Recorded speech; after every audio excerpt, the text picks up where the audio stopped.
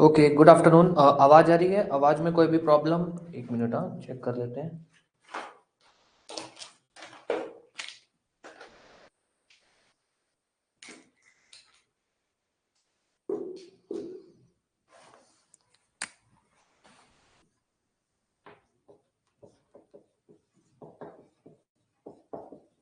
कोई भी problem video के अंदर?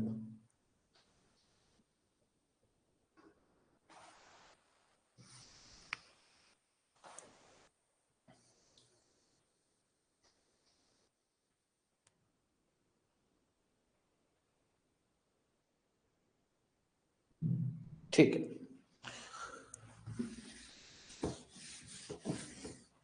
देखो, आज का जो अपना टॉपिक है ना, 1-2 मिनट वेट करते हैं सब, अगर कोई और आने वाला होगा तो ज्वाइन कर लेगा। इतनी देर अपने इंट्रोडक्शन की बात कर लेते हैं। देखो, आज का जो अपना टॉपिक है ना, सीपीसी का बहुत ही ज्यादा इंपॉर्टेंट टॉपिक है। एंड टू बी ट्रू, बहुत ही ज्यादा इजी टॉपिक है। बस ये टॉपिक को एक जो इसका एक जो हवा बन रखा है कि यार ये बहुत मुश्किल है, द ओनली रीजन इज कि जब हम इसको पढ़ते हैं ना, तब हम पढ़ते टाइम चाहते हैं कि हम एक ही दिन के अंदर इस टॉपिक की सारी चीजें समझ जाएं, कि हम इसकी बेसिक भी समझ जाएं, और हम इसके अंदर जो कुछ एक और भी एक्स्ट्रा बातें हैं जो चाहे किसी केस लॉज में है, या फिर जो कहीं ना कहीं से उसके उस टॉपिक के इंटरनल मीनिंग से निकली हुई हैं, हम उसको भी उसी टाइम पे समझ जाएं। अगर आप इस तरीके से इस टॉपिक को करने की कोशिश करोगे, हमेशा कंफ्यूज रहोगे। हमेशा या तो आपको वो चीज रटनी पड़ेगी, या फिर आपको ये रहेगा कि यार पढ़ा तो था पर भूल गए क्या चीज कैसे हुई। तो द बेसिक थिंग, अगर आपको ये टॉपिक बहुत अच्छे से करना है ना, तो ओनली थिंग इज पहले इसका बेस क्लियर कर लो। टॉपिक का नाम है रेस जुडिकेटा। चाहे रेस जुडिकेटा बोलो, चाहे रेस जुडिकाटा बोलो, हमको कोई लेना देना नहीं है। जुडिशरी आपकी वोकैब के ऊपर, उसको कोई मतलब नहीं है आप क्या बोलते हो। उनको नॉलेज चाहिए, आपके पास नॉलेज है तो वो आपको जज बनाएंगे। सीधी सी बात है। तो अपने को इस टॉपिक के अंदर जो आज की क्लास में समझना है ना, वो इस टॉपिक का बेसिक समझना है कि भाई ये चीज क्या है। ये चीज अगर किसी केस में लगानी है तो उसके इसेंशियल्स क्या है। पहले अपने ये बेसिक चीज समझेंगे, फिर उसके बाद इसकी कुछ एक और भी बातें हैं जो अपने अगली क्लास में कवर करेंगे। क्योंकि उससे पहले मैं आपको इस टॉपिक के दूंगा नोट्स। आपको जितने हमको पढ़ने लायक चीजें हैं वो टोटल कंप्लीट नोट्स देंगे। आप कोशिश करना उन चीजों को सारों को अच्छे से पढ़ने की, क्योंकि कुछ टॉपिक तो होंगे जो टोटली केस लॉ बेस्ड होंगे, कि भाई ऐसा क्यों है क्योंकि किसी केस लॉ में कहा गया है। और कुछ टॉपिक हो सकता है ऐसे हो जो इंटरनल मीनिंग से निकले, कि भाई ऐसा क्यों है क्योंकि कुछ एक चीजें यहाँ पे हैं जिसका इंटरनल मीनिंग अगर निकाले तो ये भी बनता है। तो अपना आज का जो इंटेंशन है इस टॉपिक का सिर्फ ही सिर्फ बेसिक करने का है, कि रेस जुडिकेटा होता क्या है, अगर किसी केस में ये लगाना है तो इसके इसेंशियल्स क्या है। इसेंशियल्स किस लिए करने जरूरी है? ऑल दो राजस्थान, एमपी, यूपी, इनका इतना लेवल नहीं है कि ये प्रोसीजरल लॉ के ऊपर इलस्ट्रेशंस बनाते हैं, बट फिर भी अगर इलस्ट्रेशन बनेगा तो बहुत बेसिक लेवल का बनेगा। तो अगर अपने को इसेंशियल उसकी अच्छे से पता है, हमने इसेंशियल करते टाइम इलस्ट्रेशंस की हुई हैं, तो हमको कोई दिक्कत ही नहीं आएगी। इलस्ट्रेशन जो हमने पढ़ी होगी लगभग वैसी सी ही कोई इलस्ट्रेशन होगी, तो अपने को कोई दिक्कत नहीं आएगी। ठीक है, तो अब अपने क्लास शुरू करते हैं। हाँ यार, रेस सब्जुडाइज पढ़ना था, बट एक्चुअली क्या है ना, रेस सब्जुडाइज जो है ना, रेस जुडिकेटा पहले पढ़ने लायक चीज है रेस सब्जुडाइज से। रीजन बीइंग, मैंने कल बोल तो दिया था रेस सब्जुडाइज पढ़ेंगे, पर जब मैंने रेस सब्जुडाइज को रिवाइज किया, तब मैंने उसके अंदर कई ऐसी ऐसी कुछ टॉपिक पढ़े कि भाई जो रेस जुडिकेटा पहले आना चाहिए, तब आपको रेस सब्जुडाइज कवर होगा। इसलिए मैंने रेस जुडिकेटा अपने ने आज चालू कर दिया, ताकि रेस जुडिकेटा अगर हम कर लेंगे फिर रेस सब्जुडाइज करेंगे। क्योंकि रेस सब्जुडाइज के अंदर एक टॉपिक पढ़ेंगे कि केस का कोई भी केस है उस पर रेस सब्जुडाइज लगेगा या नहीं लगेगा, उसका टेस्ट क्या है, कैसे चेक किया जाए।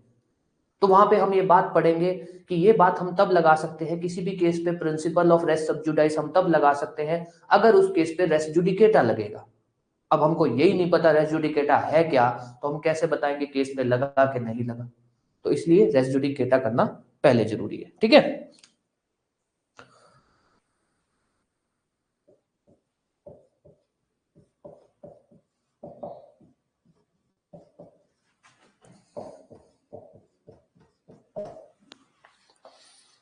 कर दे तो क्लास चालू। एक मिनट, हाँ बोर्ड ब्लर हो रहा है। कर दे क्लास चालू। कुछ पूछना है, कुछ टॉपिक, कुछ बात?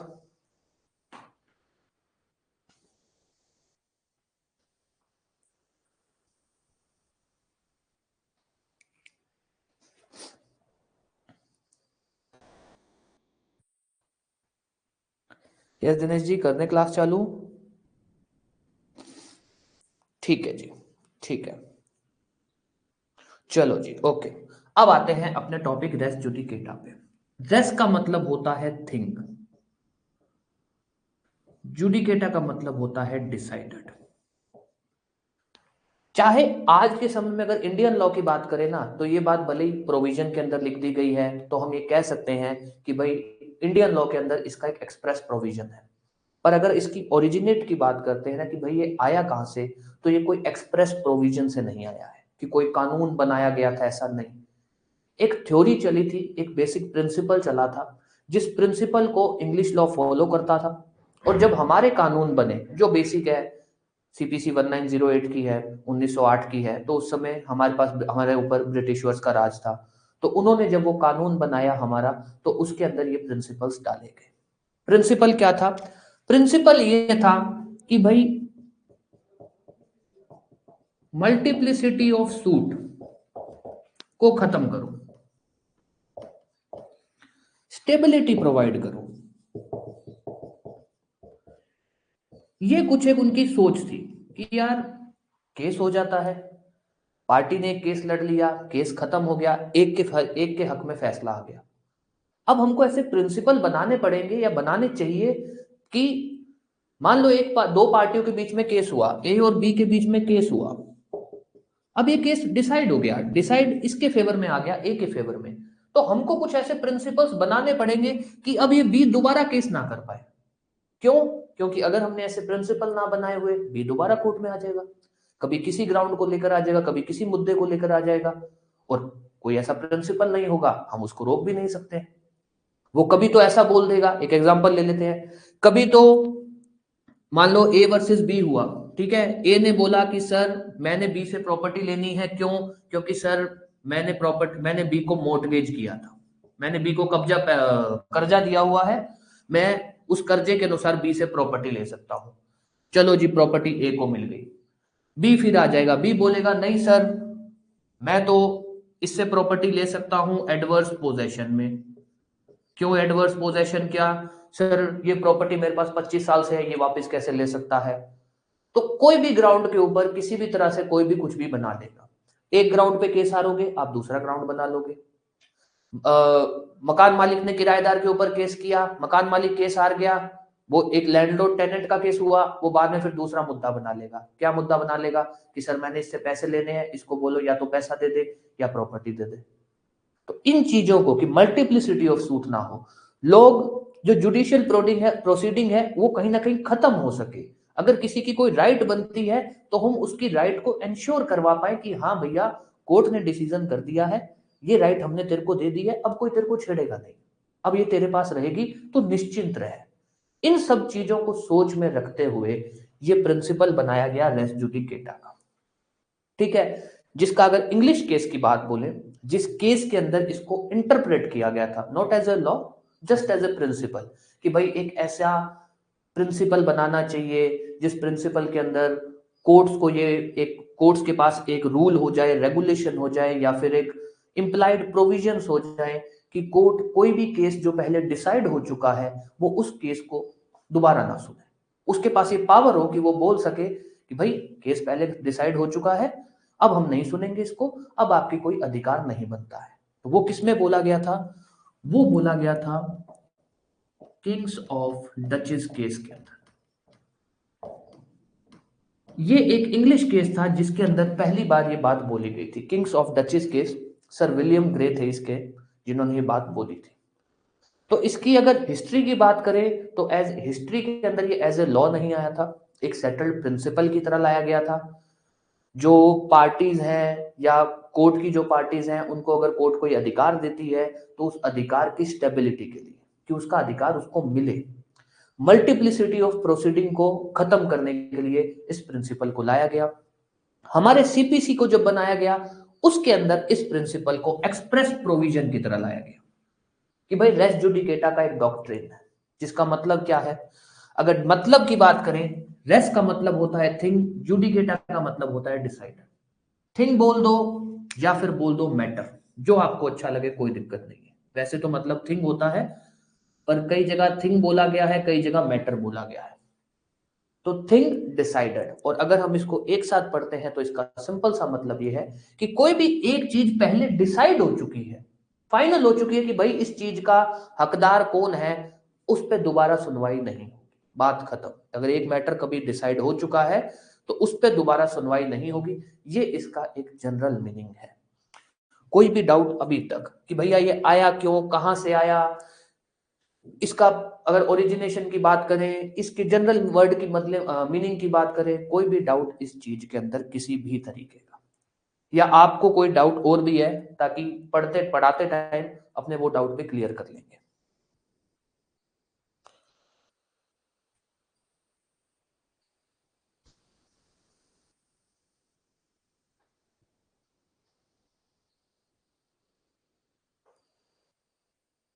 ठीक है, अब अपने आते हैं। देखो ये तो थी नॉर्मल कहानियां, इससे अपने को कोई लेना देना नहीं है। ये एक केस फिर भी लेना देना है, प्री में कभी पूछ ले क्या पता लगता है, या फिर अगर अपने पास मेंस का क्वेश्चन आता है अपने इसको लिख देते हैं तो थोड़ा एक इंप्रेशन अच्छा बनता है। पर केस लो अपने पास और बहुत आएंगे इस टॉपिक के।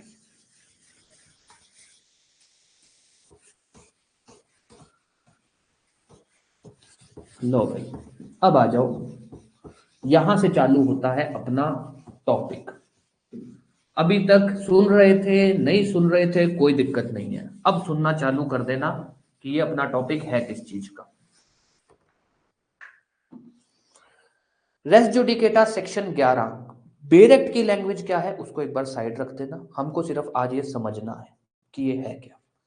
अगर रेस जुडिकेटा को लीगल भाषा में 2 लाइन में अगर मेरे को लिखना हो तो मैं उसको ऐसा लिखूंगा, court shall not try any issue which has been decided in a former suit। Court ऐसे किसी भी इश्यू को, कोर्ट ऐसे किसी भी इश्यू को नहीं सोचेगी या ट्रायल नहीं करेगी। ट्राई का मतलब ट्रायल, मैं उस पर किसी भी तरह की उसको एक्सेप्ट ही नहीं करेगी। वो अगर प्लेंट भी आती है उस चीज की तो हम उसको रिजेक्ट कर देंगे कि हम इसको ट्रायल, इस केस का ट्रायल नहीं करेंगे, फाइल आपकी रिजेक्ट की जाती है। तो कोर्ट ऐसे किसी भी, कोई भी ऐसा केस आता है जिस केस के अंदर जो इश्यू है वो इश्यू पहले डिसाइड हो चुका है, उस इश्यू को कोर्ट ट्रायल नहीं करेगी। ये इसका सिंपल सा मतलब है। पर अपने को यहां पर एक छोटी मोटी कुछ एक टर्म्स ध्यान रखनी है। Farmer suit, subsequent suit, suit, issue, ये 4 वर्ड पे ध्यान देना एक बार। फॉर्मर सूट का यहां पर मतलब, एक एग्जांपल ले लेते हैं पहले। ए और बी में केस फाइल हुआ 2020 में, फिर ए और बी में सेम प्रॉपर्टी पर केस फाइल हुआ 2022 में। ये 2022 वाला केस डिसाइड हो गया 2023 में, 2020 वाला केस अभी तक चल रहा है, चल रहा है। अब आ जाओ फॉर्मर सूट का मतलब क्या होता है। फॉर्मर सूट का मतलब ये नहीं है कि भाई दो, अगर आपके पास 2 केस आते हैं और आपको ये बताना हो कि फॉर्मर सूट कौन सा है, इनमें से पहले सूट कौन सा है, तो वो नहीं है कि कौन सा केस पहले फाइल हुआ है, नहीं, कौन सा केस पहले डिसाइड हुआ है उसको हम बोलते हैं फॉर्मर सूट। तो अगर फॉर्मर सूट वर्ड कहीं भी यूज होता है, फॉर्मर सूट का मतलब है वो केस जो पहले डिसाइड होता है, वो केस पहले फाइल हुआ था नहीं हुआ था उसको हम, उसका हमसे कोई लेना देना नहीं है। अब यहां पर ये एक केस नंबर 1 2020 में फाइल हुआ, केस नंबर 2 2022 में फाइल हुआ, ये केस डिसाइड हो गया 2023 में, ये केस अभी तक चल रहा है, डिसाइड नहीं हुआ, ये फॉर्मर सूट है। चाहे फाइल बाद में हुआ है, हमको इससे कोई लेना देना नहीं है। तो फॉर्मर सूट वर्ड का मतलब ये होता है वो केस जो पहले डिसाइड हो चुका है। अगर कभी भी प्री में कई बार ये क्वेश्चन आ जाता है, भाई फॉर्मर सूट का मतलब क्या है, कि केस जो पहले फाइल होता है या केस जो पहले डिसाइड होता है। केस जो पहले डिसाइड हुआ है, फाइल चाहे वो उस केस के बाद हुआ हो, हमको उससे कोई लेना देना नहीं है। एक बात। सब्सीक्वेंट सूट का मतलब क्या है, सब्सिक्वेंट सूट का मतलब यह है कि जो केस पहले डिसाइड हो गया उसके बाद वाला जो दूसरा केस है, वे दो केस ही होंगे, हमारे पास दो केस होंगे, जिस केस के अंदर हमको यह बताना होगा इन केसेस में फॉर्मर कौन सा है, सब्सिक्वेंट कौन सा है। तो जो केस पहले डिसाइड हो गया वो तो है फॉर्मर, जो बच गया वो क्या है, सब्सिक्वेंट।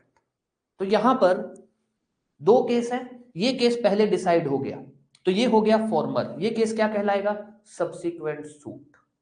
कोई भी डाउट इस मीनिंग के अंदर, क्योंकि ये हम डेफिनेशन में कई बार बोलेंगे कि भाई केस या मुद्दा जो पहले डिसाइड हो जाता है या फिर फॉर्मर सूट में आ जाता है, तो हमको पता होना चाहिए फॉर्मर सूट क्या है, सब्सिक्वेंट सूट क्या है।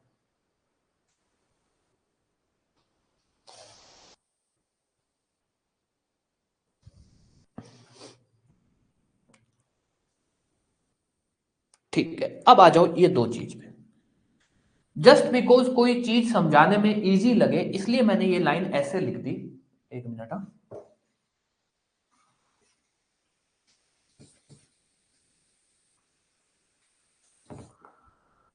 जस्ट बिकॉज भाई ये समझाने में इजी है कि भाई कोर्ट ऐसे किसी भी मुद्दे का ट्रायल नहीं करेगी जो मुद्दा पहले डिसाइड हो चुका है। पर ये जो सिद्धांत है ना, ये मुद्दे को भी लगता है और ये सूट को भी लगता है, ये इन दोनों को लगता है, ये इन दोनों को लगता है। तो चाहे तो मान लो, अब यहां पे फर्क क्या है, एक केस ये है, एक केस ये है, केस 1, केस 2। इस केस के अंदर issue number 1, issue number 2, issue number 3, इसके अंदर issue number 1, issue number 2, issue number 3। इस केस के अंदर पूरा केस डिसाइड हुआ है, पूरा केस डिसाइड हुआ है, ठीक है, सारे इश्यू डिसाइड होके डिसीजन आ गया। इस केस के अंदर पूरा केस नहीं डिसाइड हुआ है, सिर्फ ये वाला इश्यू डिसाइड हुआ है, इश्यू नंबर 1 डिसाइड हुआ है, इश्यू नंबर 1 डिसाइड हुआ है, केस नहीं अभी पूरा डिसाइड हुआ। तो कानून कहता है कि भाई अगर पूरा केस डिसाइड हो गया तो हम उस पूरे केस को नहीं सुनेंगे दोबारा। पूरा केस डिसाइड नहीं हुआ पर ये इश्यू डिसाइड हो चुका है, हम इस इश्यू को भी दोबारा नहीं सुनेंगे। चाहे आप ये बोल रहे हो कि सर इश्यू ही डिसाइड हुआ है, पूरा केस डिसाइड नहीं हुआ। तो ये जो सिद्धांत है प्रिंसिपल ऑफ रेस जुडिकेटा है, ये पूरे केस को भी लगता है। अगर पूरा केस डिसाइड हो जाता है तब भी लगेगा, पूरा केस चाहे डिसाइड नहीं हुआ और उसके अंदर एक इश्यू डिसाइड हो चुका है तब भी ये लगेगा।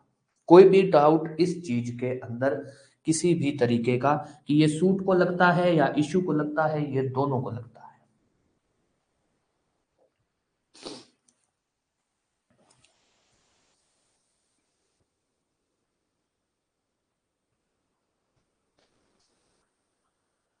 ठीक है,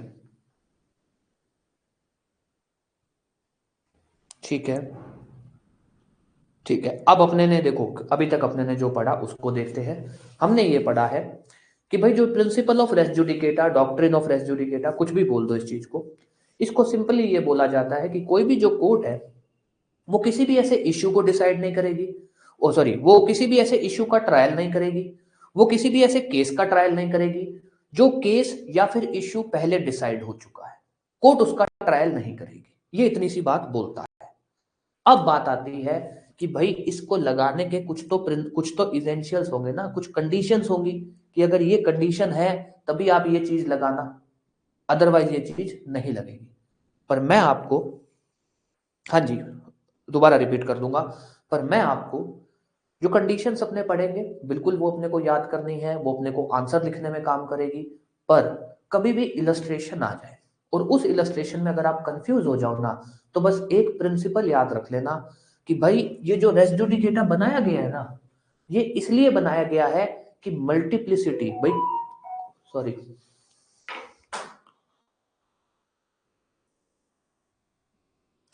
कि भाई ये जो प्रिंसिपल ऑफ रेस जुडिकेटा बनाया गया है ना, ये इसलिए बनाया गया है कि अगर एक बार कोई मुद्दा, कोई केस डिसाइड हो चुका है, दोबारा उसकी सुनवाई ना हो।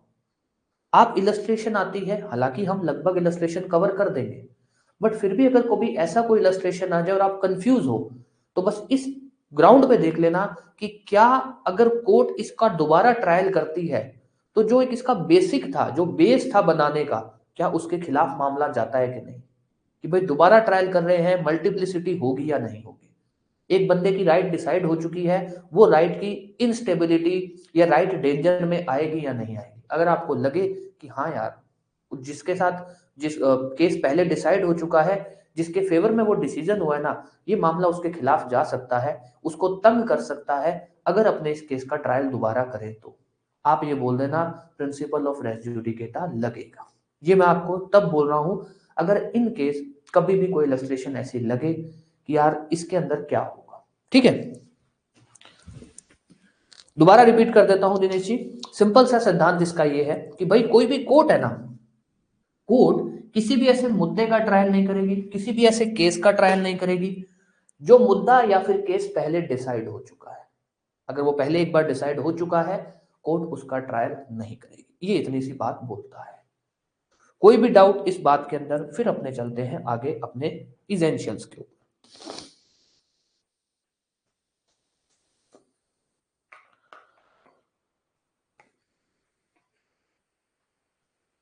अच्छा, इश्यू वाला पॉइंट देखो, ये कहता है, ये दो चीजें हैं।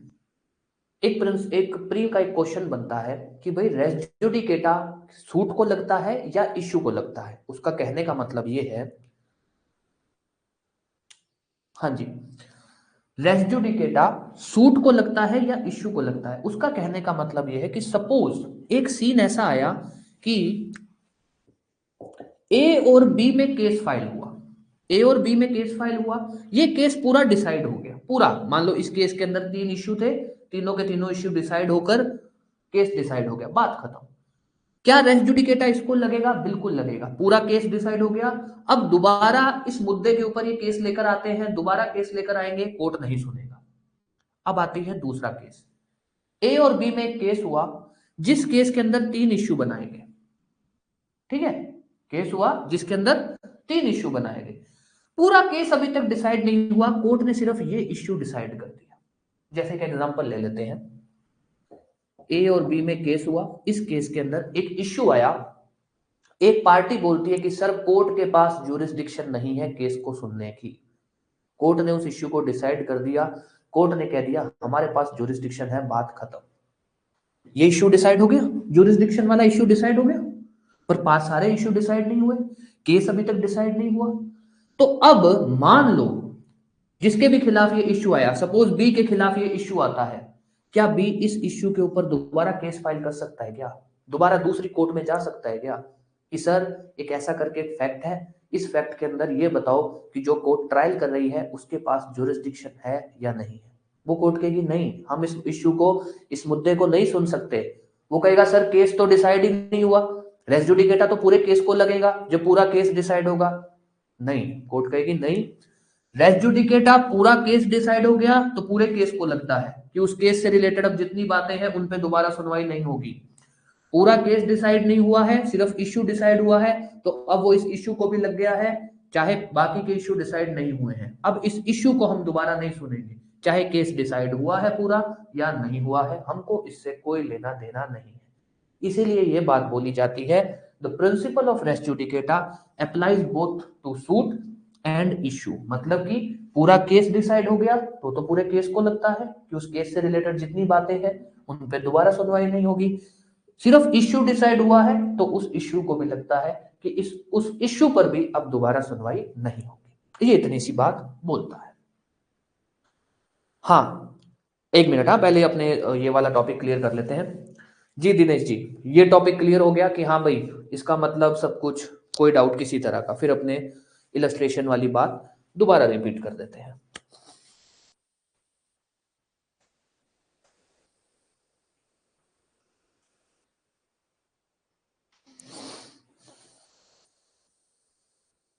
ठीक है, अब आते हैं आगे। वो नंदनी सॉरी, हाँ आपका डाउट रह गया। देखो इलस्ट्रेशन वाले मैं ये बोल रहा हूँ कि नो डाउट इसेंशियल्स के थ्रू मैं आपको लगभग सारे इलस्ट्रेशन कवर करवा दूंगा, बट फिर भी अगर कभी भी कोई इलस्ट्रेशन आ जाए और आप इस कंफ्यूजन में हो कि यार यहां पर रेस जुडिकेटा लगेगा या नहीं लगेगा, कंफ्यूजन है आपको, तो सिर्फ इस ग्राउंड पे चेक कर लेना कि अगर मैं जज होती और मैं इस केस का दोबारा ट्रायल करती तो क्या पार्टी, जिस पार्टी के फेवर में ये केस डिसाइड हुआ है उसके साथ गलत होता क्या? मैं इस केस का अगर दोबारा ट्रायल करती तो क्या मल्टीप्लिसिटी हो जाती, क्या कि एक बार कोर्ट ने डिसाइड कर दिया, मैं दोबारा उन्हीं फैक्ट्स पे दोबारा सुन रही हूं मामले को, क्या ये होती या नहीं होती? अगर है तो रेस जुडिकेटा लगेगा। ये बस मेरा कहना है। सब्सिक्वेंट सूट क्या होता है?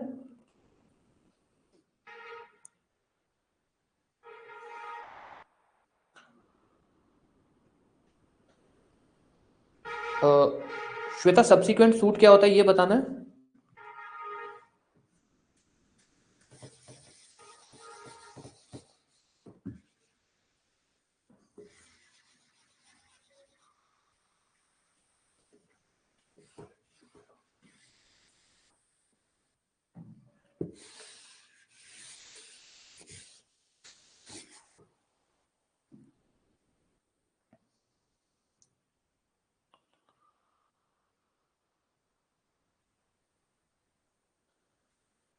श्वेता, एक बार क्लियर कर दो, सब्सिक्वेंट सूट क्या है ये बताना है क्या, या कुछ और डाउट है सब्सिक्वेंट सूट को लेकर?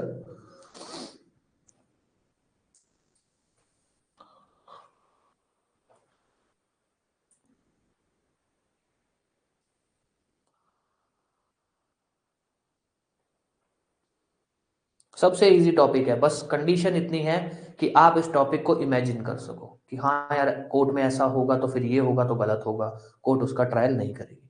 बस अपने आप को ये समझ लो कि आप जज हो, और जज होते हुए आपके पास ऐसी ऐसी चीजें आ रही हैं। एक बार क्लियर कर दो श्वेता कि सब्सिक्वेंट सूट क्या है ये बताना है, या फिर कुछ और है सब्सिक्वेंट सूट को लेकर?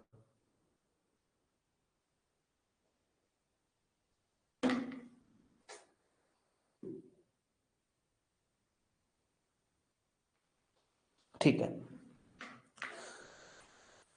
एक मिनट, पहले अपने एक एग्जांपल ले लेते हैं।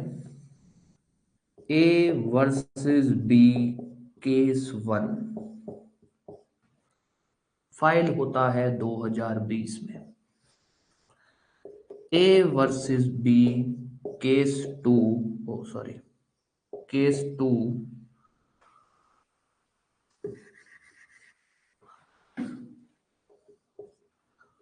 फाइल होता है 2022 में,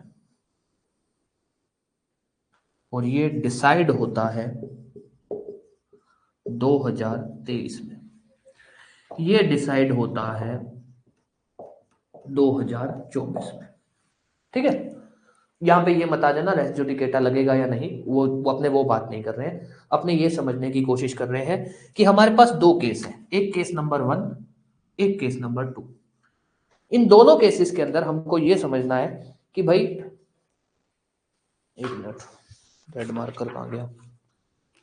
इन दोनों केसेस में अपने को ये समझना है कि भाई इसमें अगर अपने को ये पूछा जाए कि फॉर्मर सूट कौन सा है, सब्सिक्वेंट सूट कौन सा है, तो जनरली तो फॉर्मर का मतलब क्या होता है कि जो चीज पहले आई।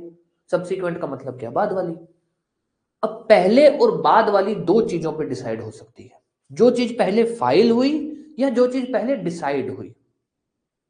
अगर आपसे कोई ये पूछे कि भाई ये केस पहले वाला है या बाद वाला है, ये कैसे पता लगेगा, तो आप दो चीजों पे कंफ्यूज हो सकते हो कि भाई कौन सा केस पहले फाइल हुआ वो फॉर्मर है, या फिर कौन सा केस पहले डिसाइड हुआ वो फॉर्मर है।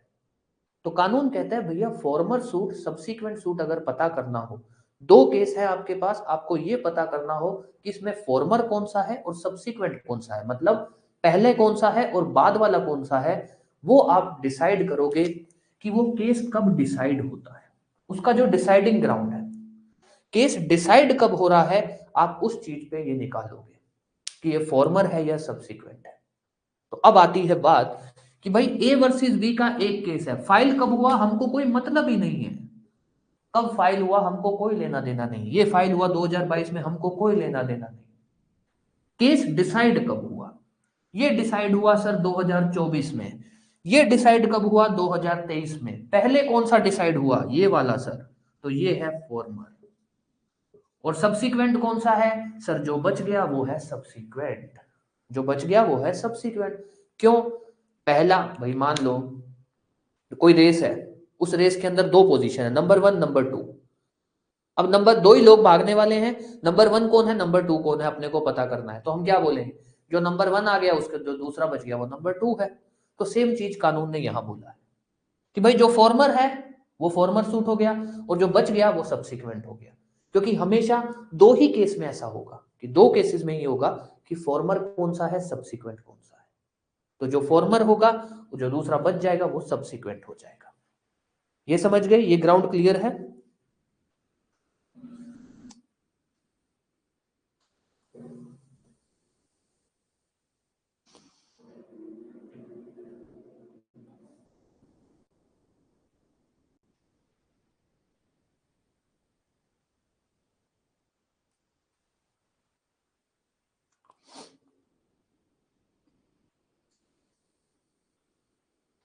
ठीक है। या श्वेता, सब्सिक्वेंट सूट वाला डाउट क्लियर हो गया? Okay fine. चलो जी, अब अपने आते हैं हमारे अगले स्टेप पे। हम ये समझ गए कि रेस जुडिकेटा जनरली क्या बोलता है, जनरली बोलता है कि कोर्ट ऐसे किसी भी केस को नहीं ट्रायल करेगा, ऐसे किसी भी इश्यू का ट्रायल नहीं करेगी जो केस या फिर जो इश्यू पहले डिसाइड हो चुका है। अब हमको याद करनी है कि भाई ये जो लाइन हम लिख रहे हैं ना, ये लाइन तब लगेगी अगर कुछ इसेंशियल्स फुलफिल होते हैं। अब वो इसेंशियल्स क्या क्या है, अब हम आते हैं उस मुद्दे पे कि वो लाइन हम कब लिख सकते हैं।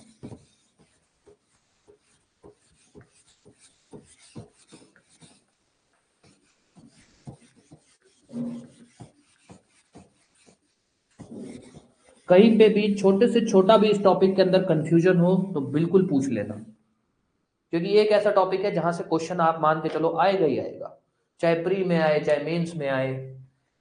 इसेंशियल्स, सबसे पहला essential, same matter in issue. Case 1, case 2 ये कहता है कि भाई अगर मान लो कोई केस 1 है और केस 2 है, दो केस है, उन दोनों केसेस में अगर रेस जुडिकेटा का सिद्धांत लगाना है, सिद्धांत मतलब कि मान लो ये फॉर्मर है और ये सब्सिक्वेंट है। अब फॉर्मर सब्सिक्वेंट क्या हुआ कि ये डिसाइड हो चुका है, ये दोबारा से कोर्ट के पास आया है।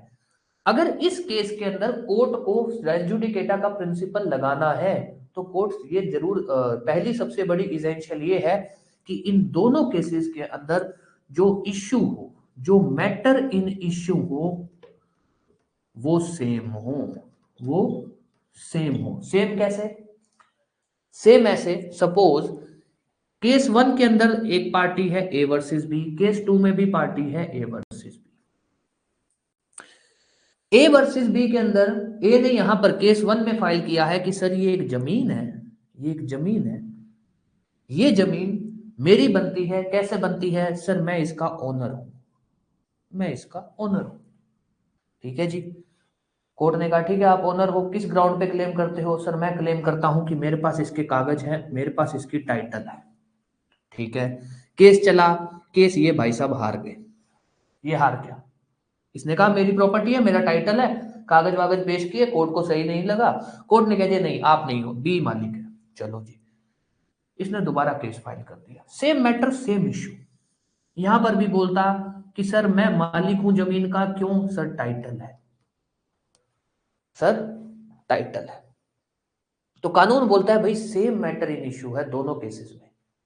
अगर सेम मैटर इन इश्यू है, जो मेन मुद्दा जो है वो सेम है, हम उसके अंदर डिसाइड नहीं कर सकते, वहां पर रेस जुडिकेटा लगेगा। क्यों? क्योंकि ये इश्यू पहले डिसाइड हो चुका है, हम दोबारा इस पे सुनवाई नहीं करेंगे। इस बात के अंदर कोई भी डाउट किसी भी तरीके का, क्योंकि अब अपने इसके अंदर और बहुत चीजें आएंगी।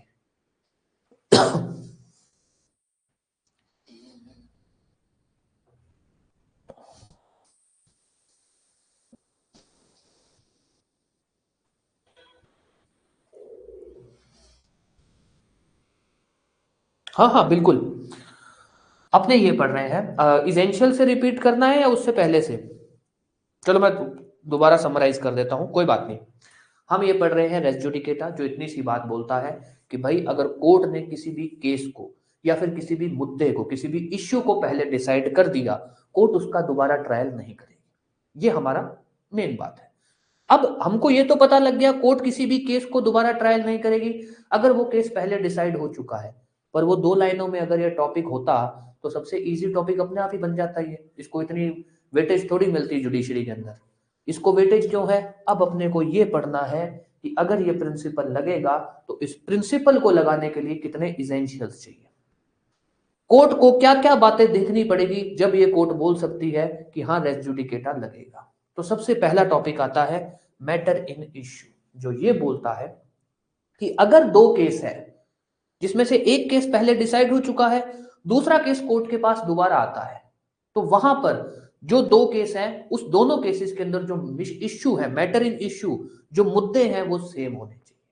सेम मुद्दा का मतलब क्या है भाई? यहां पर केस 1 है, इसके अंदर ए और बी में केस हुआ। ए कहता है सर मैं प्रॉपर्टी का मालिक हूं, क्यों हूं? सर मेरे पास कागज है, टाइटल है मेरे पास। कोर्ट ने कहा नहीं, आपके पास टाइटल नहीं है, कोर्ट एग्री नहीं उस बात से। अब यहां पर ए जो है दोबारा केस फाइल कर देता है ओनर की तरह, ओनर के ग्राउंड पे कि सर मैं मालिक हूं, क्यों? टाइटल है। तो क्या हुआ? यहां इश्यू पहले डिसाइड हो चुका है, सेम का सेम इश्यू आप यहां उठा रहे हो। कोर्ट कहेगी नहीं सॉरी, सेम इश्यू नहीं चलेगा। अगर केस के अंदर फॉर्मर सूट के अंदर जो इश्यू था और वैसे का वैसा ही इश्यू सब्सिक्वेंट सूट में होता है, रेस जुडिकेटा लगेगा। हम सब्सिक्वेंट सूट का ट्रायल नहीं करेंगे। This is first essential. कोई भी डाउट इस बात के अंदर किसी भी तरीके का?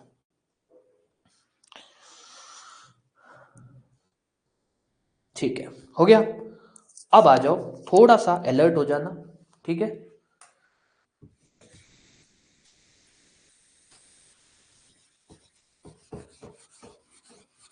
अब ये समझ लो कुर्सी की पेटी बांध लो, जो ये रेस जुडिकेटा है अब ये उड़ने वाला है। थोड़ा बहुत मामले अब ऐसे आएंगे जहां पर आपको ध्यान देना पड़ेगा, तो अब ध्यान देके सुन लेना।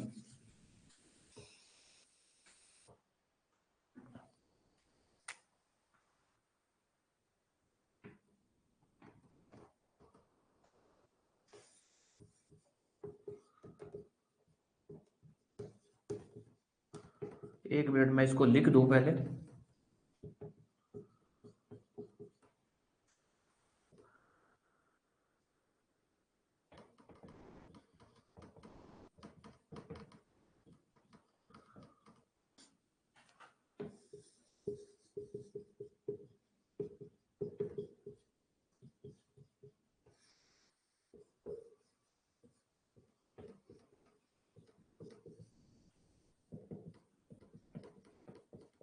अब आ जाओ, कोई भी केस के अंदर मुद्दा होगा ना, मालूम भाई एक केस होता है ए और बी के अंदर, प्रॉपर्टी का केस होता है। एक एग्जांपल ले लेते हैं, ए और बी में प्रॉपर्टी का केस है। ए कहता है कि सर ये property as per will of C मुझे मिलनी चाहिए। ठीक है, अभी एग्जांपल है, देख लेना। अब आ जाओ क्या चलता है। ए और बी में प्रॉपर्टी का केस है। अब यहां पर मुद्दे क्या क्या बन सकते हैं? बहुत मुद्दे बन सकते हैं। ए कहता है मैं प्रॉपर्टी का मालिक हूं, मुझे प्रॉपर्टी की पोजेशन मिलनी चाहिए, क्यों? क्योंकि विल जो है उसके अनुसार, एक इश्यू। अब उस केस के अंदर दूसरा इश्यू क्या बन सकता है कि क्या ये विल जो है सही है कि नहीं है, दो। तीसरा इश्यू क्या बन सकता है कि जो ये सी है, ये जो सी है, क्या ये सी इस प्रॉपर्टी का मालिक था या नहीं, तीन। चार, इस सी से पहले और कौन था प्रॉपर्टी का मालिक, ताकि यह पता लगाया जा सके कि इस प्रॉपर्टी की चेन क्या थी। चार, और भी छोटे मोटे इश्यू के दौरान, मान लो कोई इश्यू चल रहा है उसके दौरान कोई छोटी मोटी बातें आ गई, कुछ भी बातें आ गई। तो अगर हम मैटर इन इश्यू की बात करें ना, कि भाई मैटर इन इश्यू का मतलब क्या होता है? मैटर इन इश्यू का सिंपल सा मतलब होता है केस के दौरान ऐसे कोई भी फैक्ट आते हैं जो फैक्ट एक पार्टी बोलती है और दूसरी पार्टी या तो उसको एडमिट कर रही है या फिर उसको रिजेक्ट कर रही है, वो भी मैटर इन इश्यू ही है। मैटर इन इश्यू का मतलब क्या है भाई? मान लो इनके यहां पे इनके बीच में प्रॉपर्टी का केस है। ए ने बोला कि सर विल जो है वो, विल के अनुसार सी की प्रॉपर्टी मेरी बनती है। क्वेश्चन उठा कि क्या ये विल सही है या नहीं है। बी से पूछा गया बताओ भाई विल के ऊपर जो सिग्नेचर है वो सी के हैं कि नहीं है। बी बोलता है हाँ सर सी के हैं। तो ये भी मैटर इन इश्यू है। क्यों? ए बोल रहा है कि ये विल सही है, बी बोल रहा है विल सही नहीं है, और बाद में बी बोल रहा है कि सिग्नेचर सही है। तो मैटर इन इश्यू का सिंपल सा मतलब ये होता है कि केस के अंदर कोई भी फैक्ट आता है, जिस फैक्ट को एक पार्टी ने बोला कि सर ऐसा कोई फैक्ट है, सर विल सही है, सामने वाली पार्टी चाहे तो उसको एक्सेप्ट कर रही है चाहे रिजेक्ट कर रही है, वो भी मैटर इन इश्यू है। वहां पर अगर बी ये भी बोलता है कि सर हाँ विल सही है, ये भी मैटर इन इश्यू है, बी बोलता है कि सर विल गलत है, ये भी मैटर इन इश्यू है। बस जहां पे पार्टी एक्सेप्ट करती है, जैसे बी जो है, बी ने एक्सेप्ट किया कि विल सही है, तो वो मैटर इन इश्यू डिसाइड हो चुका है। और अगर पार्टी बोलती है नहीं सर विल सही नहीं है, वो मैटर इन इश्यू कंट्रोवर्सी में आ जाता है या फिर उसको डिसाइड करना पड़ता है। सिर्फ इतनी सी बात है। मैटर इन इश्यू का मतलब ये नहीं है कि पार्टी ने एक फैक्ट बोला दूसरे वाली ने रिजेक्ट किया हो, नहीं। मैटर इन इश्यू का मतलब है पार्टी ने एक फैक्ट बोला, दूसरे वाले ने चाहे उस फैक्ट को एक्सेप्ट किया चाहे रिजेक्ट किया, उसको हम बोलते हैं मैटर इन इश्यू। पर हमारे लिए ये इतना इंपॉर्टेंट नहीं है जानना मैटर इन इश्यू क्या होता है। सिंपल सी बात है जी, केस के दौरान ऐसी कोई भी बातें चलती हैं जो एक पार्टी एलेज करती है, दूसरी पार्टी या तो रिजेक्ट करती है या एक्सेप्ट करती है, that is matter in issue. अब कहानी आती है कि भाई केस के दौरान तो हजारों मैटर इन इश्यू बनते हैं, पार्टी रोज एक ना एक बात आके बोलती है कोर्ट में, सामने वाला या तो उसको रिजेक्ट करता है या फिर एक्सेप्ट करता है।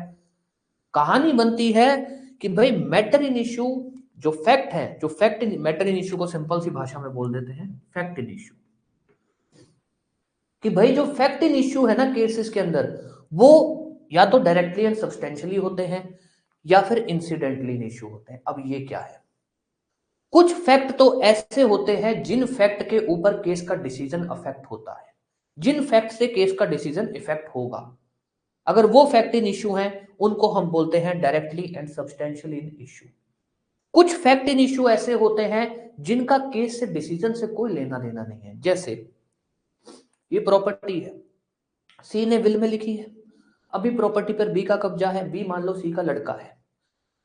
ए कहता है सर सी तो प्रॉपर्टी विल में मेरे को देके गया है।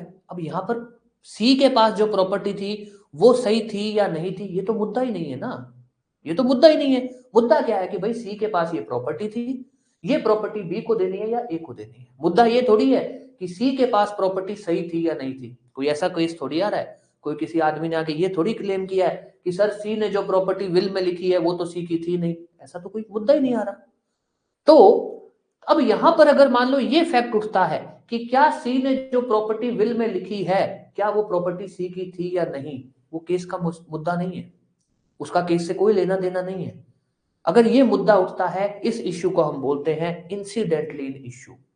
कोई भी केस के अंदर ऐसे इश्यू उठते हैं जिनका केस के डिसीजन से कोई लेना देना नहीं है, वो है इंसिडेंटली इन इश्यू। क्यों? क्योंकि केस जब चलता है तब पार्टी के कैरेक्टर की भी बातें होती हैं, पार्टी की हिस्ट्री की भी बातें होती हैं, और प्रॉपर्टी के केस के अंदर प्रॉपर्टी की हिस्ट्री की भी बातें होती हैं। तो कोर्ट कहता है, कानून कहता है कि भाई ऐसे तो फिर हर तरह का इश्यू उठ जाता है केस के अंदर। फिर तो कोई भी ऐसा इश्यू उठा जिसके ऊपर मान लो कोई छोटा मोटा इश्यू था, पार्टी ने भी सोचा यार कौन सा केस का डिसीजन इससे इफेक्ट होना है, पार्टी ने भी उस इश्यू को कह दिया हाँ सर यही है, सच है, जाओ साइड हो जाओ, टाइम मत खराब करो। अब उस केस का डिसीजन आ गया। अब उस इश्यू को अगर हम रेस जुडिकेटा में लगाएं तो पार्टी के साथ गलत हुआ।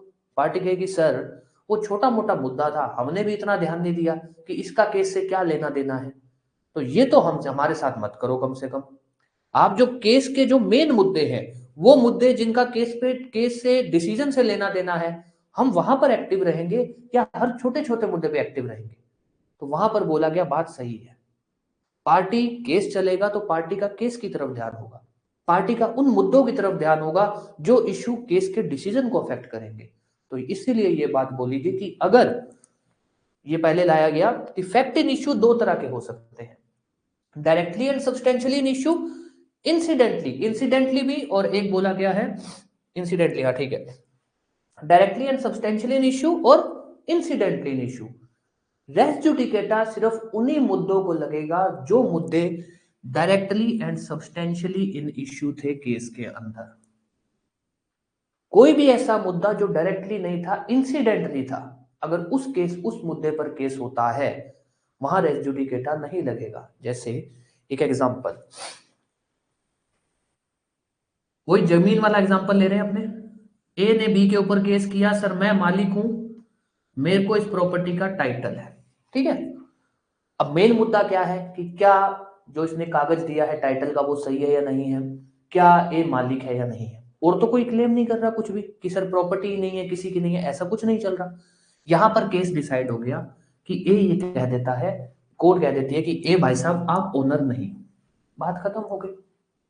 यहां पर एक छोटा मोटा इश्यू ऐसा भी आया था कि ये जो प्रॉपर्टी है, जो भी ये प्रॉपर्टी है, क्या ये प्रॉपर्टी रजिस्टर्ड है या नहीं है। रजिस्टर्ड प्रॉपर्टी हो सकता है रजिस्टर्ड ना हो, सिर्फ पोजेशन पे चल रही हो, ऐसा भी हो सकता है। वहां पर ऐसा कोई मुद्दा आया और दोनों पार्टी को कोई लेना देना नहीं था इस मुद्दे से। ये मुद्दे का केस से क्या लेना देना, केस के डिसीजन से क्या लेना देना कि भाई रजिस्टर्ड है या नहीं है, या पोजेशन पे बैठे हैं, सिर्फ कोई लेना देना ही नहीं है। दोनों पार्टीज ने मान लो इसके ऊपर कोई गौर नहीं किया और कोर्ट ने कह दिया कि प्रॉपर्टी रजिस्टर्ड नहीं है, प्रॉपर्टी का सिर्फ कब्जा है, नो रजिस्टर्ड प्रॉपर्टी, प्रॉपर्टी की रजिस्ट्री नहीं हुई हुई है। इसका कोई केस से लेना देना नहीं, लेना देना। अब कल को दोबारा एक केस फाइल होता है, बी केस फाइल करता है कि सर मेरी प्रॉपर्टी रजिस्टर्ड है, आपने ये बात कैसे बोल दी। कोर्ट कहेगी अब नहीं हम सुनेंगे, हमने मुद्दा पहले डिसाइड कर दिया। कानून कहता है ऐसा नहीं है सर, जो मुद्दा पहले डिसाइड होना चाहिए वो जिस केस में डिसाइड हुआ है, अगर वो मुद्दा उस केस के अंदर इंपॉर्टेंट था, उस केस के डिसीजन को अफेक्ट करता था, या ये बोले अगर वो इशू डायरेक्टली एंड सब्सटेंशियली था केस के अंदर, तब आप उसकी दोबारा सुनवाई नहीं करोगे। जो इंसिडेंटली इश्यू आ जाते हैं, जो छोटे मोटे मुद्दे बीच में आ जाते हैं, उसकी सुनवाई आप करोगे दोबारा। वहां पर आप ये नहीं बोल सकते हो कि हमने उसकी सुनवाई कर दी, हमने वहां डिसीजन दे दिया, नहीं, आप दोबारा इसका ट्रायल करोगे। तो अब एक छोटा सा जिस्ट क्या बनता है कि भाई फैक्ट इन इश्यू का तो मतलब क्या होता है, केस के अंदर जो छोटे मोटे विवाद आते रहते हैं, छोटे मोटे फैक्ट, छोटा बड़ा जो भी फैक्ट एक पार्टी बोलती है ऐसा है, दूसरी पार्टी या तो उसको एक्सेप्ट करती है या रिजेक्ट करती है। पर रेस जुडिकेटा सिर्फ उन्हीं मुद्दों को लगेगा, उन्हीं फैक्ट को लगेगा, उन्हीं फैक्ट इन इश्यू को लगेगा जो केस के अंदर इंपॉर्टेंट थे। वो जो डिसाइडेड फैक्ट है ना, वो जो डिसाइडेड फैक्ट इन इश्यू हैं, जिनको हम बोलते हैं fact in issue which are directly and substantially in issue in the case, उन्हीं को लगेगा। कोई भी ऐसे मुद्दे जो केस के अंदर इंसिडेंटली आए या केस के डिसीजन को वो अफेक्ट नहीं करते हैं, they are not important for the case, उनको रेस जुडिकेटा नहीं लगेगा, जैसा यहां पर हुआ। इस केस के अंदर कोर्ट ने बोल दिया प्रॉपर्टी रजिस्टर्ड नहीं है, पर उसका इस केस के डिसीजन से कोई लेना देना नहीं था, वो एक ऐसे कोइंसिडेंटली मैटर आया, इंसिडेंटली मैटर आया। तो अब अगर कोर्ट ने ये बोल दिया और दोबारा कल को बी केस फाइल करना चाहे कि सर आपने ये बात बोली कि प्रॉपर्टी रजिस्टर्ड नहीं है, गलत बात है, देखो मेरे पास रजिस्ट्री है, प्रॉपर्टी रजिस्टर्ड है, कोर्ट ये नहीं कह सकती हम नहीं सुनेंगे, कोर्ट को सुनना पड़ेगा। रीजन कि वो जो इश्यू था वो उस फॉर्मर सूट के अंदर डायरेक्टली इश्यू नहीं था, सब्सटेंशियली न्यू इश्यू नहीं था, वो उस फॉर्मर सूट का इंपॉर्टेंट इश्यू नहीं था, तो इसलिए आप उसकी दोबारा सुनवाई करोगे। कोई भी डाउट इस पूरी कहानी के अंदर?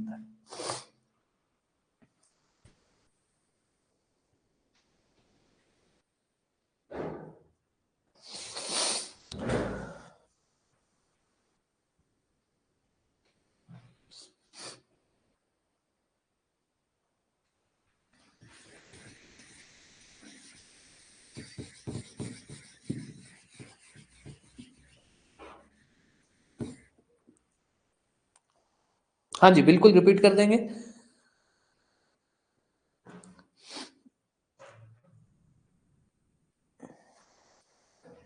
नहीं देखो, यहां पे पहले फैक्ट बता देता हूं। देखो ए और बी में केस चला, ए कह रहा है कि सर मैं प्रॉपर्टी का मालिक हूं, मेरे पास कागज है।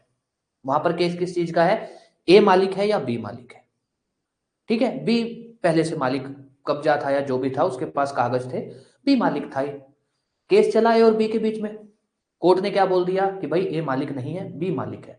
उसी के अंदर एक और मुद्दा चला कि प्रॉपर्टी रजिस्टर्ड नहीं है, प्रॉपर्टी रजिस्टर्ड नहीं है। वहां पर कोर्ट ने बोल दिया कि प्रॉपर्टी रजिस्टर्ड नहीं है, प्रॉपर्टी सिर्फ ही सिर्फ पोजेशन पर चल रही है। छोटा मोटा मुद्दा था, केस के डिसीजन से रिलेटेड नहीं था, बी ने भी ध्यान नहीं दिया, केस का डिसीजन आ गया, बी को बोल दिया भैया तू मालिक है, ठीक है। बी जब केस की फाइल पढ़ता है, वहां देखता है कि अरे यार कोर्ट ने ये बात बोली है कि प्रॉपर्टी रजिस्टर्ड नहीं है, ये तो गलत बात बोल दी यार, मेरे पास तो रजिस्ट्री है। अब कोर्ट ने ये बात बोल दी कि प्रॉपर्टी रजिस्टर्ड नहीं है, तो मतलब मेरी रजिस्ट्री तो खराब हो गई, मेरी तो रजिस्ट्री कोई वैल्यू नहीं रही। अपने को कोर्ट में दोबारा जाना पड़ेगा कि सर आपने वो ऐसी बात बोली तो वो आपने गलत बात बोली है, मेरी तो प्रॉपर्टी रजिस्टर्ड है। भाई बी तो अपने राइट्स की प्रोटेक्शन में जाएगा ना, तो बी दोबारा केस फाइल किया उसने कि सर कोर्ट ने ऐसा एक जजमेंट दिया है या कोर्ट ने एक ऐसा बात बोली है केस के अंदर जिस केस में ये बोला है कि ये प्रॉपर्टी रजिस्टर्ड नहीं है, देखो मेरी प्रॉपर्टी रजिस्टर्ड है। भाई खुद के इंटरेस्ट को प्रोटेक्ट करने तो जाएगा ना, कल को कोई और आदमी आ जाए रजिस्ट्री करवा के, फिर वहां पर कोर्ट ये नहीं कह सकती कि अब हम इसकी सुनवाई नहीं करेंगे। कोर्ट बोलेगी भैया सुनवाई करेंगे, क्यों? क्योंकि रजिस्ट्री वाला मुद्दा उस फॉर्मर सूट के अंदर इंपॉर्टेंट नहीं था, वो इंसिडेंटली वहां पे आया था, इसलिए तो उसको जरूरत क्यों पड़ेगी? खुद के इंटरेस्ट को सिक्योर करने के लिए। ठीक है, चलो अब अपने इसको एक बार दोबारा रिवाइज कर लेते हैं। देखो हमने पहला एसेंशियल ये बोला है कि भाई किसी भी दो केस के अंदर रेस जुडिकेटा का सिद्धांत तब लगेगा अगर जो दोनों केस के अंदर जो मैटर इन इश्यू है, जो मुद्दे जो दोनों केसेस में विवाद में है, वो अगर सेम है तो। अब बात आती है भाई केस के अंदर तो कितने भी मुद्दे आ सकते हैं, केस के जो इंपॉर्टेंट इश्यू है वो भी आ सकते हैं, जिनको हम नाम बोलते हैं directly and substantially in issue. और केस के दौरान भी छोटी मोटी बातें आती रहती हैं, कभी पार्टी के कैरेक्टर पे बात आ जाती है, कभी प्रॉपर्टी के कागज को लेकर आ जाती है, कभी उसके पड़ोसी को लेकर आ जाती है, कभी प्रॉपर्टी की डिस्क्रिप्शन को लेकर आ जाती है, वो भी आते रहते हैं छोटे मोटे मुद्दे। उन मुद्दों को हम क्या बोलते हैं? इंसिडेंटली इन इश्यू। तो अगर हम हमारी पहली लाइन ले जो हमने शुरू में बोला कि भाई अगर दोनों केसेस के अंदर जितने भी मैटर इन इश्यू जो सेम है उनकी दोबारा सुनवाई नहीं होगी, तो मैटर इन इश्यू तो सेम डायरेक्टली वाले भी हो सकते हैं, मतलब इंपॉर्टेंट इश्यू है वो भी सेम हो सकते हैं, और जो इंसिडेंटली जो छोटे मोटे इश्यू है वो भी सेम हो सकते हैं।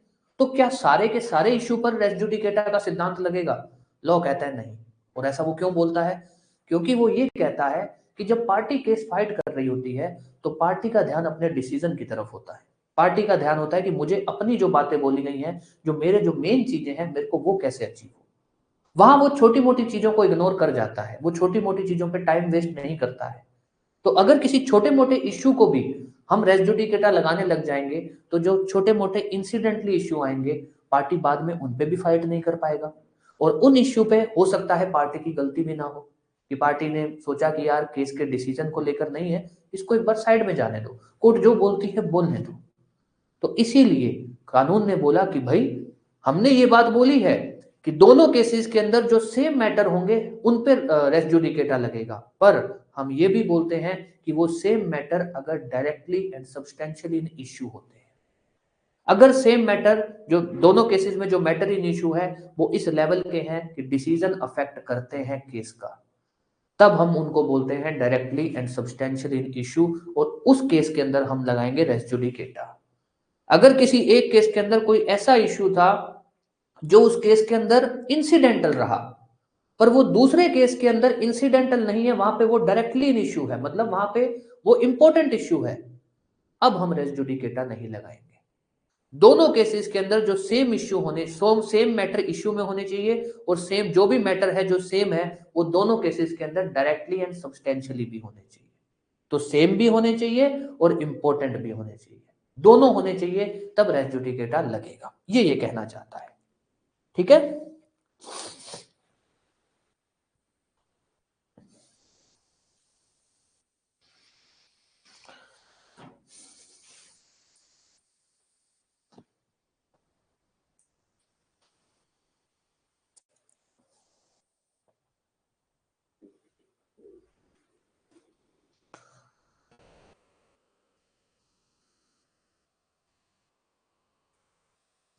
यस कोई भी डाउट फिर अपने आगे चले? ठीक है, अब आ जाओ आगे। देखो हम ये तो समझ गए कि भाई directly and substantially in issue पे रेस जुडिकेटा लगेगा, इस पर रेस जुडिकेटा नहीं लगेगा, नहीं लगेगा। अब एक एग्जांपल लेते हैं।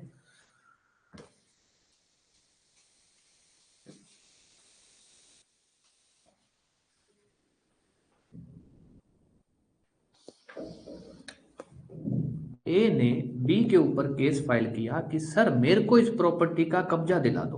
क्यों दिला दो? सर क्योंकि बी मेरा टेनेंट है, बी मेरा टेनेंट है, तो मुझे वो प्रॉपर्टी का कब्जा दिला दो, मैं लैंडलॉर्ड हूं। ठीक है, एक केस हुआ। अब देखो यहां फैक्ट क्या हुआ, फैक्ट पे ध्यान देना। ए ने बी के ऊपर केस किया कि सर ये मेरे को प्रॉपर्टी का कब्जा दिला दो। ग्राउंड क्या है? सर ये मेरा किराएदार है, मेरे को मकान खाली करवाना है, मैं मकान मालिक हूं, मैं इस प्रॉपर्टी का कब्जा ले सकता हूं। कोर्ट ने कह दिया नहीं देंगे कब्जा, इसको कह दिया नहीं देंगे, बात खत्म। ये दोबारा केस फाइल करता है, क्या बोलता है?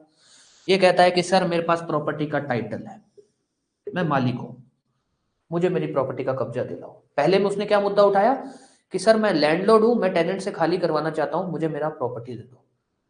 कोर्ट ने कहा नहीं देंगे, इसको पोजेशन का एंटाइटल्ड है, जो भी ग्राउंड हो अपने को क्या लेना देना। दूसरे में कहता क्या है कि सर मेरे को सेम प्रॉपर्टी, सर मेरे को कब्जा दिलवाओ, क्यों? सर मैं मालिक हूं। पहले में इसने क्या बोला? सर मेरे को टेनेंट से खाली करवाना है, मैं लैंडलॉर्ड हूं। दूसरे में कहता है सर मैं मालिक हूं। पहले में लैंडलॉर्ड का ग्राउंड लेकर आया, दूसरे में इसने क्या ग्राउंड लेकर आया? दूसरे में ग्राउंड लेकर आया ओनरशिप का। अब यहां आ जाओ, फैक्ट इन इश्यू हमको ये तो समझ आ गया डायरेक्टली एंड सब्सटेंशियली होना चाहिए, मतलब केस का मेन मुद्दा होना चाहिए। अब ये जो मेन मुद्दे हैं ना केस के अंदर, ये भी दो तरीके से हो सकते हैं। एक तो मेन मुद्दा होता है जो पार्टी ने रेज किया होता है, पार्टी ने वो बात रेज की होती है, जैसा यहां रेज किया। उसने क्या ग्राउंड बनाया, क्या इश्यू बनाया कि I am entitled to the possession because मैं लैंडलॉर्ड हूं, मैं लैंडलॉर्ड हूं, मैं टेनेंट से खाली करवा सकता हूं, मेरे को मेरा प्रॉपर्टी दो। ये उसने वो एक्टिवली बोली है, क्लियरली बोला है कोर्ट के अंदर। एक इश्यू होता है जिसको कानून कंस्ट्रक्टिवली मान लेता है। कंस्ट्रक्टिवली मतलब कि भाई आप इस इश्यू को उस केस में भी उठा सकते थे और आपने जानबूझ के नहीं उठाया है। कोई भी ऐसा issue which might and ought to have been raised by you, जिसके बारे में आपको नॉलेज थी, आप उस इश्यू को वहां भी उठा सकते थे पर आपने नहीं उठाया, तो कानून बोलता है उस इश्यू को भी हम रेस जुडिकेटा में लगाते हैं। आप उस इश्यू पे भी अगर दोबारा केस फाइल करते हो, हम आपको उस पे सुनवाई नहीं करेंगे। जैसे कि यहां क्या हुआ, ए ने जब पहली बार केस फाइल किया, ए कहता है सर मैं लैंडलॉर्ड हूं, मुझे प्रॉपर्टी दिलाओ वापस। क्या ए को ये नहीं पता था मैं मालिक हूं? पता था उसको कि मैं मालिक हूं। वो ये भी ग्राउंड रेज कर देता कि सर मैं मालिक हूं, मेरे पास प्रॉपर्टी के कागज है, तो मेरे को कागज के भी आप पे भी कब्जा दिलवा दो। ये बात क्यों बोली गई? ये बात कानून ने इसलिए बोली कि भाई आप केस फाइट करने आते हो, आपके पास जितने भी इश्यू हैं, जो जो ग्राउंड है आपके पास, आपकी टाइट आपके मेन इश्यू को लेने के लिए आपके पास जो ग्राउंड है आप वो सब ले आओ। आप ये कहना चाहते हो कि सर किराएदार है, मेरे को किराएदार से मकान खाली करवा के दो, तो ग्राउंड रेज कर दो। आप दूसरा ग्राउंड ये रेज करना चाहते हो कि सर मेरी जमीन है, मैं कब्जा लेना चाहता हूं, आप वो भी रेज कर दो। आप ये भी ग्राउंड रेज करना चाहते हो कि सर जो ये टेनेंट है ये प्रॉपर्टी में तोड़ फोड़ कर रहा है, मेरे को इसलिए कब्जा दिलवाओ, आप ये भी रेज कर दो। आपने कोई ऐसा मुद्दा रेज नहीं किया जो आपको पता था, तो हम ये मानेंगे कि ये मुद्दा आपने पुराने केस में रेज किया था और वो भी आपके खिलाफ किया है। तो यहां पर ए ने जब ये केस फाइल किया कि मेरे को कब्जा दिलाओ क्योंकि मैं लैंडलॉर्ड हूं, कोर्ट ने कहा नहीं, तो इसको पता था मैं मालिक भी हूं। कोर्ट यहां ये दूसरे केस में ये भी बोलेगी कि ये मुद्दा भी पहले सुना जा चुका है, ये मुद्दा भी पहले सुना जा चुका है। तो जो directly and substantially issue matter होते हैं ना, किसी और के साथ प्रॉब्लम आ रहा है वीडियो को लेकर, जो matter directly and substantially issue होते हैं ना, वो जरूरी नहीं है सिर्फ वो होंगे जो केस के अंदर क्लियरली लिखे हों। कोई भी ऐसा इश्यू, कोई भी ऐसा मुद्दा जो पार्टी उस समय रेज कर सकती थी और उसने नहीं रेज किया, उस पर भी रेस जुडिकेटा लगता है। तो इश्यू जो है वो एक्टिवली इन इश्यू हो सकता है, कंस्ट्रक्टिवली इन इश्यू हो सकता है। एक्टिवली मतलब कि भाई पार्टी ने वो मुद्दा रेज किया था वहां पे और सेम टू सेम दोबारा वहां रेज कर रहे हो दूसरे केस में, एक्टिवली इन इश्यू है सर वो, उस पे हम सुनवाई नहीं करेंगे। क्यों? आपने पहले रेज किया था, उस पे सुनवाई हो चुकी है, अब आप दोबारा सेम मुद्दा रेज कर रहे हो, हम सुनवाई नहीं करेंगे। दूसरा इज कंस्ट्रक्टिवली इन इश्यू, आपने पहले केस के अंदर फॉर्मर सूट के अंदर उस मुद्दे को रेज नहीं किया, फाइल के अंदर वो कहीं भी नहीं लिखा हुआ, पर केस के फैक्ट पढ़ने पे पता लगता है कि आपके पास ये मुद्दा, ये इश्यू रेज करने की भी राइट थी और आपको इस इश्यू के बारे में नॉलेज भी था। तो अब हम बोलेंगे कि जो कि आपने चाहे वहां रेज नहीं किया, पर कानून ये मान रहा है कि आपने वहां वो इश्यू रेज किया था और वो इश्यू वहां डिसाइड हो चुका है, हम उस इश्यू पे भी दोबारा नहीं सुनेंगे। तो केस के अंदर मैटर इन इश्यू दो तरीके से हो सकते हैं, या वो मैटर एक्टिवली इन इश्यू हो सकता है फाइल में कि भाई पार्टी ने क्लियरली वो बात बोली है, या फिर वो मैटर कंस्ट्रक्टिवली इन इश्यू भी होता है। कंस्ट्रक्टिवली मतलब पार्टी ने रेज नहीं किया पर पार्टी को उसकी नॉलेज थी, और जो कि रेज नहीं किया तो कानून ये मानता है कि आपने रेज किया था और हमने वो डिसाइड कर दिया। तो मैटर इन इश्यू दो तरह से हो सकते हैं, actively and constructively in issue. Matter in issue आगे भी दो तरह से हो सकते हैं कि जो केस के डिसीजन को अफेक्ट करते हैं डायरेक्टली इन इश्यू, जो केस के डिसीजन को अफेक्ट नहीं करते इंसिडेंटली इन इश्यू। तो वो मैटर जो केस के डिसीजन को अफेक्ट करते हैं उन पे रेस जुडिकेटा लगेगा।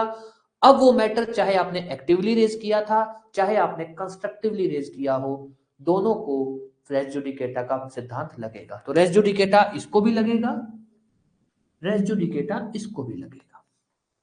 कोई भी डाउट किसी भी तरह की इस बात के अंदर जो मैंने अभी बोली है?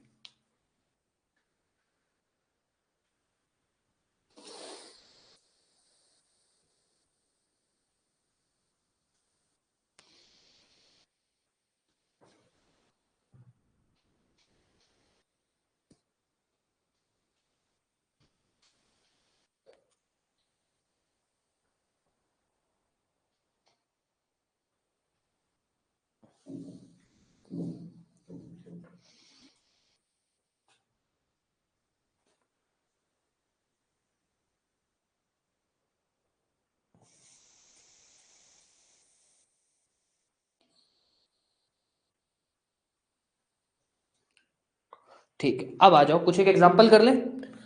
इसेंशियल क्या है? इतना सा है कि भाई रेस जुडिकेटा कब लगेगा? अगर मैटर इन इश्यू सेम हो, और मैटर इन इश्यू कौन सा सेम होना चाहिए? जो डिसीजन को अफेक्ट करने वाले मेन मुद्दे सेम होने चाहिए। अब वो चाहे एक्टिवली सेम हो चाहे वो कंस्ट्रक्टिवली सेम हो। Situation on board is not clear.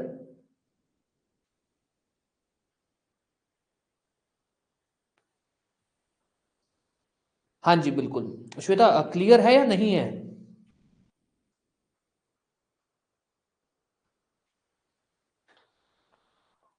एक मिनट। हाँ ओके ओके सॉरी। हाँ मैं मुझे लगा आपके उसकी विजिबिलिटी के लिए बोल रहे थे। ठीक है, सिचुएशन ऑन बोर्ड इज ठीक है, but what about landlord as is an owner?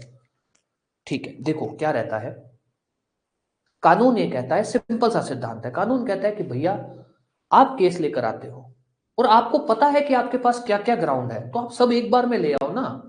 आप पहले एक ग्राउंड लेकर आते हो, वो आपका खारिज होता है, फिर आप दूसरा ग्राउंड लेकर आते हो, वो आपका खारिज होता है। ऐसे तो आप ग्राउंड बनाते जाओगे। ग्राउंड बनाने में लगता क्या है? लॉ को इंटरप्रेट ही तो करना है, ऐसे का वैसा आप ग्राउंड्स बनाते जाओगे। तो इसीलिए सिद्धांत बोला गया कि भाई अगर कोई भी ऐसे ग्राउंड है जो हमको पता लगते हैं कि फॉर्मर सूट में भी आपके पास वो ग्राउंड थे, आप वहां पे भी वो बात बोल सकते थे, अगर आपने नहीं बोला है हम नहीं सुनेंगे। चाहे आप ये बोलो कि अरे सर मालिक तो मैं हूं ही, नहीं, यहाँ पर हम नहीं सुनेंगे। आपको ये ध्यान रखना चाहिए था कि आपको ये बात वहां पर रेज करनी चाहिए थी, है ना? तो ये इसीलिए बोला गया है ताकि कोर्ट का टाइम बचे, और पार्टीज भी जब कोर्ट में आए तो उनके पास जितनी भी राइट्स हैं वो सारी एक साथ ले लें कि भाई हमारे पास ये सारी राइट है। हम प्रॉपर्टी को एज ए ओनर क्लेम कर सकते हैं, एज ए लैंडलॉर्ड क्लेम कर सकते हैं, एज ए मोर्टगेजी क्लेम कर सकते हैं। वो सारी राइट आप क्लेम कर दो जितनी क्लेम करनी है, बार बार नहीं चलेगा मुद्दा।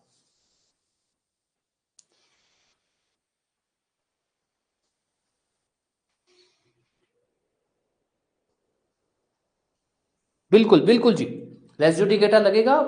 ये टाइटल जो टाइटल वाला केस है वो नहीं चलेगा। अभी अपने एग्जांपल्स करेंगे, लगभग 4-5 एग्जांपल करेंगे, उसके अंदर आपको चीजें और क्लियर हो जाएंगे। क्योंकि इसका बेस ही यही बनाया गया है कि भाई मल्टीप्लिसिटी रोको। पार्टीज आती हैं, कोशिश करो कि एक ही केस के अंदर पार्टी सब कुछ बोल जाए अपना जो राइट्स है। देवांशी सिंपल सा है, ये कहता है कि भाई रेस जुडिकेटा तब लगेगा अगर दोनों केसेस के अंदर जो मुद्दे हैं वो केस के इंपॉर्टेंट मुद्दे हैं। केस के अंदर वो ऐसे मुद्दे हैं जो केस के डिसीजन को अफेक्ट करते हैं। अब वो चाहे मुद्दे एक्टिवली रेज किए गए हों चाहे कंस्ट्रक्टिवली। कंस्ट्रक्टिवली मतलब कोई भी ऐसा राइट, कोई भी ऐसा फैक्ट जो आप रेज कर सकते थे पर आपने नहीं रेज किया, आपको उसकी नॉलेज थी, कोर्ट ये भी मानता है, कानून ये भी मानता है कि वो फैक्ट भी आपने रेज किया है। ये इतनी सी बात है। नहीं, केस तो रेंट कंट्रोल में जाएगा। लाइक अगर आपसे लैंडलॉर्ड रेंट की बात करें, राजस्थान में लगता है, सपोज अगर किसी किसी स्टेट में रेंट एक्ट नहीं है तो, सपोज नहीं है तो फिर तो सिविल कोर्ट एंटरटेन कर सकती है उस चीज को।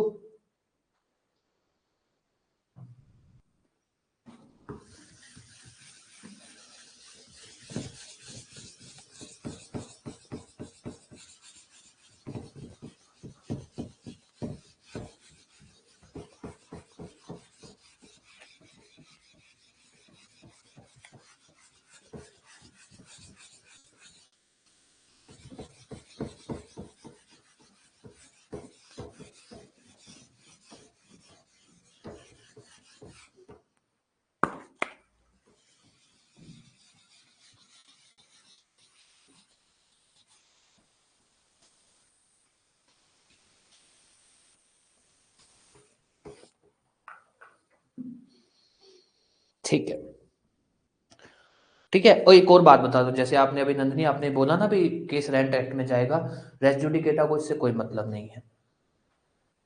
हालांकि अपने बाद में भी डिस्कस करेंगे इस बात को, पर दोबारा लिख लेते हैं एक बार। फॉर्मर सूट कोर्ट ने डिसाइड किया, ट्रिब्यूनल ने डिसाइड किया, किसी ने भी क्वाजी जुडिशियल अथॉरिटी ने साइन किया,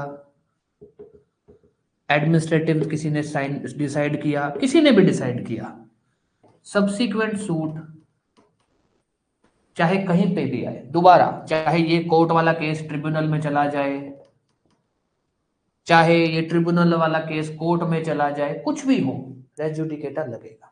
रेस जुडिकेटा सिद्धांत ये नहीं बोलता है कि former suit case civil court द्वारा डिसाइड होना चाहिए तभी रेस जुडिकेटा लगेगा, वो नहीं। वो कह रहे हैं भाई केस डिसाइड हो गया, चाहे किसी ने भी डिसाइड किया, अगर वो दोबारा आता है और वो चाहे कहीं भी आता है, कोर्ट ने डिसाइड किया आप ट्रिब्यूनल में जा रहे हो, ट्रिब्यूनल ने डिसाइड कर दिया आप कोर्ट में जा रहे हो, रेस जुडिकेटा लगेगा उन चीजों को भी।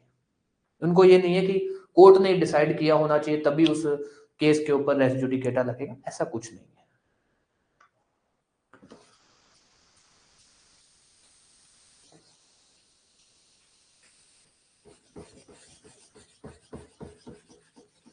ठीक है, ये पॉइंट क्लियर हो गया। तो अब आपको डाउट नहीं रहेगा कि भाई ये तो रेंट ट्रिब्यूनल का केस था, इस पे रेस जुडिकेटा कैसे लगेगा, बिल्कुल लगेगा। अगर उस केस पे भी दोबारा कोई केस होता है, चाहे ट्रिब्यूनल में हो चाहे कहीं भी हो, वो केस पे सुनवाई नहीं होगी। अब आ जाओ अपने एक सिंपल सा एग्जांपल लेते हैं। एग्जांपल, ए ने बी के ऊपर केस फाइल किया for breach of contract. Court कहां की है? कोर्ट है जी जयपुर की। केस डिसाइड हो गया, केस डिसाइड हो गया। ए ने बी के ऊपर केस फाइल किया for breach of contract Jodhpur court में। सेम फैक्ट, सेम मुद्दा, सब कुछ, रेस जुडिकेटा लगेगा या नहीं लगेगा?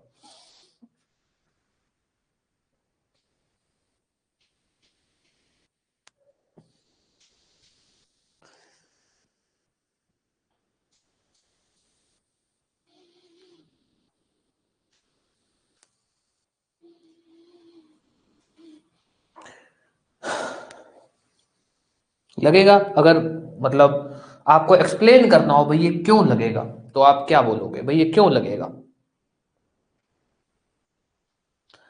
कि भाई अगर रीजन देना हो हमको कि भाई रेस जुडिकेटा यहां क्यों लगेगा, तो हम बता सकते हैं भाई रेस जुडिकेटा क्यों लगेगा।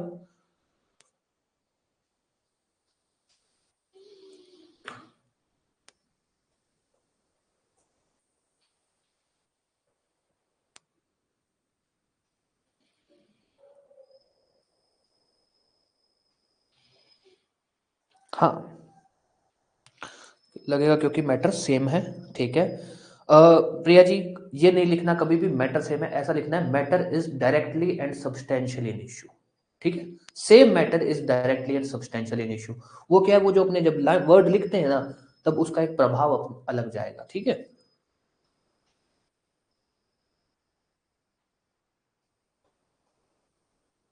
ठीक है,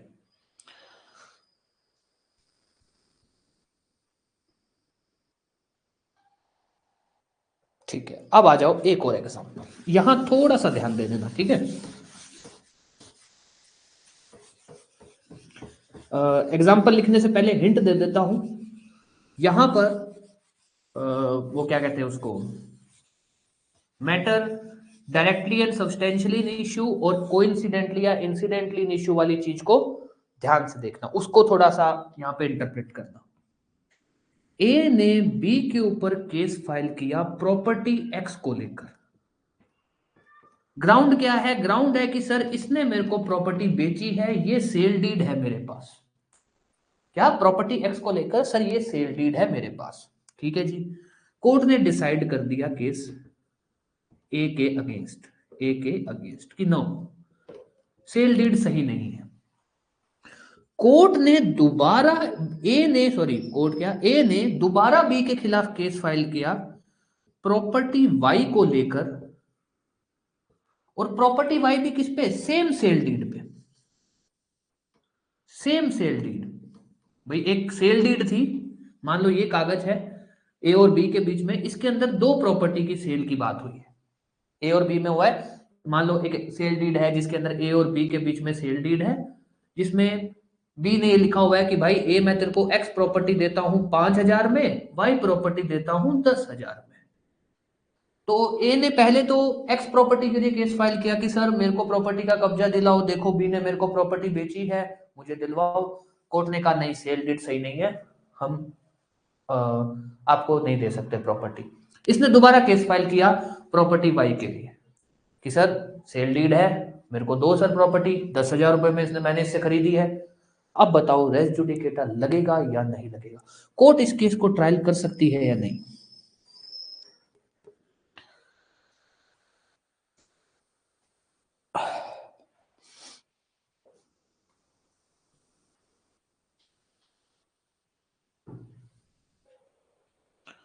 हाँ, ए ने, मान लो पहले एक एग्जांपल ले लेते हैं, पूरा फैक्ट उठा लेते हैं। एक सेल डीड हुई ए और बी के बीच में, ऐसा ए का कहना है कि हमारे बीच में एक सेल डीड हुई है सर, जिसके अंदर बी ने मेरे को एक्स प्रॉपर्टी 5,000 में बेची है, वाई प्रॉपर्टी 10,000 में बेची है। ठीक है जी, ऐसी बात हो गई। ठीक है, ए ने बी के ऊपर केस फाइल किया एक्स प्रॉपर्टी के लिए, एक्स प्रॉपर्टी के लिए केस फाइल किया। ठीक है जी, किस चीज के ऊपर, सेल डीड के ऊपर, कि सर ये सेल डीड है। कोर्ट ने कहा नहीं, ये सेल डीड सही नहीं है, कोर्ट ने कहा आपका प्रॉपर्टी नहीं बनती। ए ने बी के ऊपर दोबारा केस फाइल किया, अब यहां पर पहले एक्स के लिए फाइल किया था, अब वाई के लिए फाइल किया है, और सेल डीड सेम है। क्या रेस जुडिकेटा लगेगा या नहीं। रेस जुडिकेटा ठीक है, नो, क्योंकि ग्राउंड पहले ले सकता था ये। ठीक है, ठीक है,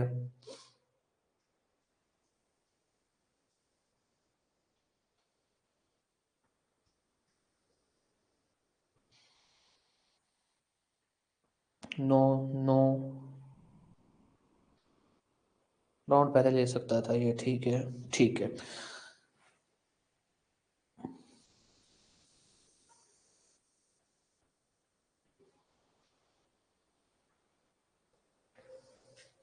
अब एक बात बताऊं, ए ने एक्स प्रॉपर्टी के लिए केस फाइल किया, वो यहां पर वाई प्रॉपर्टी की बात क्यों लाएगा।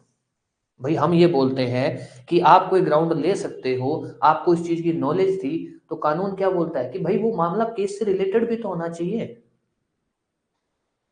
केस से रिलेटेड भी तो होना चाहिए। यहां पर ए ने प्रॉपर्टी एक्स के लिए केस फाइल किया है, तो यहां पर वो वाई की बात क्यों करेगा। वहां तो वो ये बोलेगा सर मेरे को एक्स प्रॉपर्टी दिलवा दो, वहां तो वो यही बोलेगा ना सर एक्स दिलवा दो, वाई की तो बात ही नहीं आ रही है, वो क्यों वाई की बात छेड़ेगा वहां पे। वो बोलेगा सर एक्स एक्स दिलवा दो। ठीक है जी, कोर्ट ने कह दिया no, sale deed, sale deed फर्जी है आपकी, सेल डीड सही नहीं है। यहां पर रेस जुडिकेटा नहीं लगेगा, पर रेस जुडिकेटा का ग्राउंड ये नहीं है कि भाई प्रॉपर्टी वाई के बारे में वो वहां रेज कर सकता था, नहीं। वहां पर ये ग्राउंड है कि भाई सेल डीड यहां भी इश्यू में है, सेल डीड यहां भी इश्यू में है, और दोनों जगह sale deed directly and substantially in issue है। कैसे, ये क्या बोल रहा है, एक्स प्रॉपर्टी मेरी है, किस ग्राउंड पे, सेल डीड पे। सेल डीड का मुद्दा केस का डिसीजन अफेक्ट करेगा नहीं करेगा, करेगा, कि सेल डीड सही है या नहीं है। कोर्ट ने बोल दिया सेल डीड सही नहीं है, फर्जी है सेल डीड, तो यहां पर ये मेन मुद्दा था ना, तो अब ये मेन मुद्दा सब जगह चलेगा कि नहीं चलेगा। ए दोबारा बी पे केस फाइल करेगा प्रॉपर्टी वाई के लिए, क्या ground, sale deed, sale deed वाला ग्राउंड तो पहले ही डिसाइड हो चुका है इस केस के अंदर, और ये इश्यू जो है वो यहां पर डायरेक्टली एंड सब्सटेंशियली इश्यू था, कोर्ट नहीं चलाएगी, कोर्ट रेस जुडिकेटा लगाएगी और इस इश्यू को नहीं सुनेगी, ये इश्यू है। यहां भी ग्राउंड ये बनता है, matter directly and substantially in issue are same, दोनों केस के अंदर जो इश्यू है वो directly and substantially in issue है, ग्राउंड ये बनता है। आप प्रॉपर्टी एक्स के अंदर वो प्रॉपर्टी वाई की बात क्यों लाएगा, ग्राउंड बोलते ना, matter directly and substantial, sorry, constructive जो इश्यू है वो ग्राउंड्स को लगते हैं, कि भाई यहां पर अगर उसके पास और भी कोई ग्राउंड होता सेल डीड के अलावा, उसको कंस्ट्रक्टिव लगता कि हाँ यार ये सब ग्राउंड भी उसके पास वहां पर से, वो तब क्लेम कर लेता। ये उन चीजों को लगता है कंस्ट्रक्टिव इश्यू जो है, या कंस्ट्रक्टिव रेस जुडिकेटा जो है, कि भाई आपके जो ग्राउंड्स हैं, जो इश्यू है, उनको लगता है। ये इस चीज को थोड़ी लगा दोगे आप कि भाई प्रॉपर्टी एक्स के बारे में क्लेम किया, वहां वो प्रॉपर्टी वाई भी तो क्लेम कर सकता था। भाई ये क्या बात है। अगला तो कह रहा है भाई मेरे को पहले एक्स की मेरे को तो पता ही नहीं था सेल डीड फर्जी है, मैं तो एक बार एक्स का कब्जा लेने गया कि वाई का तो बाद में ले लेंगे।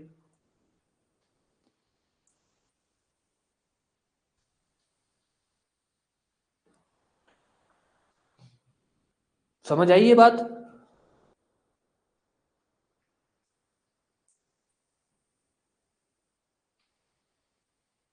कंस्ट्रक्टिव जो आप लगाओगे वो इश्यूज पे लगाना, वो कभी भी ये सब्जेक्ट मैटर पे मत लगा देना कि सब्जेक्ट मैटर वो यहाँ पे ये भी ला सकता था।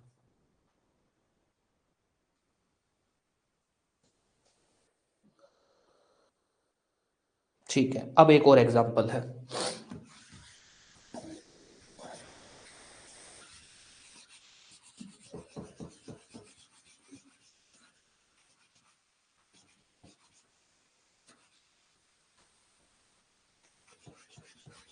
चलो ये तो एग्जांपल ही थोड़ा था अजीब सा, तो यहाँ पर तो आप थोड़े बहुत कंफ्यूज हो सकते थे, बट ठीक है आपने ये भी कर दिया कि भाई रेस जुडिकेटा नहीं लगेगा तो भी कोई दिक्कत नहीं। एक मिनट यार, नया सा डस्टर है ये साफ ही नहीं कर रहा।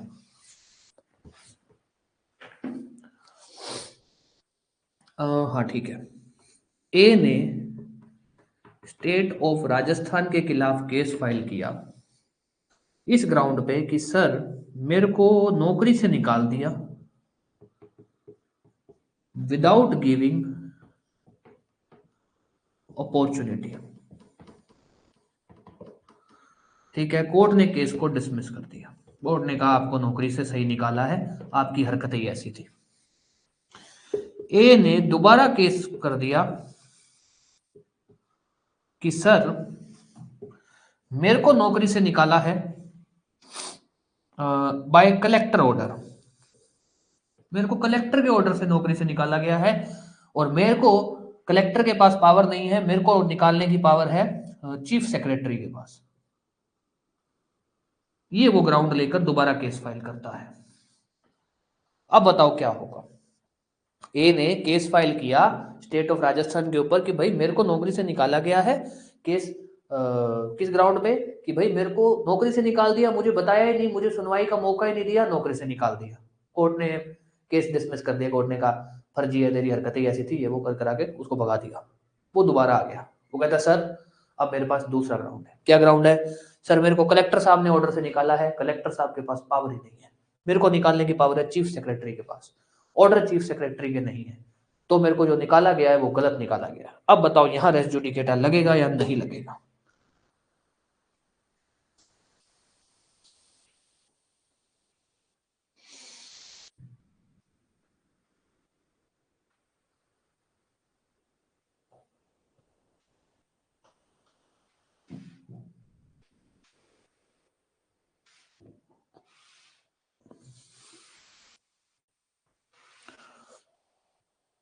रीजन।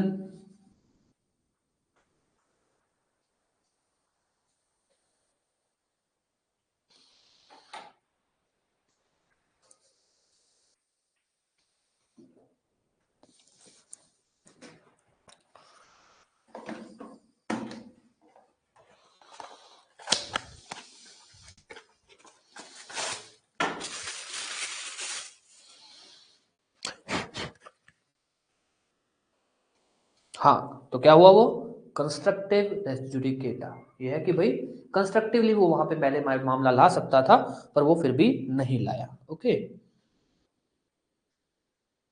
श्वेता आप आंसर नहीं कर रहे हैं, समझ नहीं आ रहा है या फिर कोई प्रॉब्लम आ रही है। कोशिश किया करो आंसर्स देने की। हाँ इश्यू सेम ही नहीं है, इश्यू सेम वो हो सकते थे भाई, वो ये वाला जो कलेक्टर ऑर्डर वाला इश्यू है वो यहां भी रेज कर सकता था, तो इस वजह से इसको कंस्ट्रक्टिवली इन इश्यू मान के रेस जुडिकेटा लगेगा। This is it's answer. ठीक है, ये केस लॉ का है, ये जो एग्जांपल है ये केस लॉ का है, ऑल्दो थोड़ा बहुत अपने ने चेंज किया है क्योंकि जब अपने केस लॉ करेंगे तब भी एक ऐसा सा एक एग्जांपल आएगा।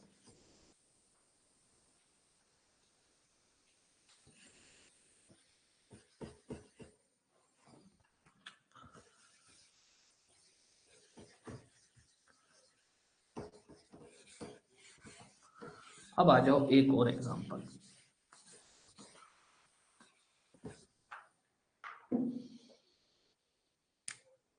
हाँ जी, अब आ जाओ एक और एग्जांपल।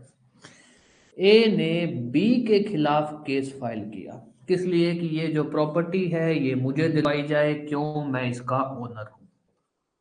कोर्ट ने केस को डिसमिस कर दिया। अब ए दोबारा आ गया। ए कहता है कि सर बी से मैंने पैसे लेने हैं, वो मेरा मोर्टगेजी है, मैंने उससे पैसे लेने हैं, तो इसीलिए एज पर मोर्टगेज राइट मुझे ये जो प्रॉपर्टी है, जिस प्रॉपर्टी का नाम है एक्स, इस प्रॉपर्टी का पोजेशन दिलवाया जाए। क्यों? क्योंकि ये मेरा मोर्टगेजी है, मुझे इससे पैसे लेने हैं, तो मुझे पैसे ये दे नहीं रहा है, मुझे उस पैसे की एवज में इस प्रॉपर्टी का कब्जा दिलवा दो। अब यहां बताओ रेस जुडिकेटा लगेगा या नहीं। ए ने बी के ऊपर केस फाइल किया प्रॉपर्टी एक्स को पोजेशन लेने के लिए, क्यों? कि कहता मैं मालिक हूं। ए ने बी के ऊपर केस फाइल किया प्रॉपर्टी एक्स का कब्जा लेने के लिए, क्यों? कहता मैं मोर्टगेजर हूं, मैंने इससे पैसे लेने हैं, मुझे उस प्रॉपर्टी दे दो।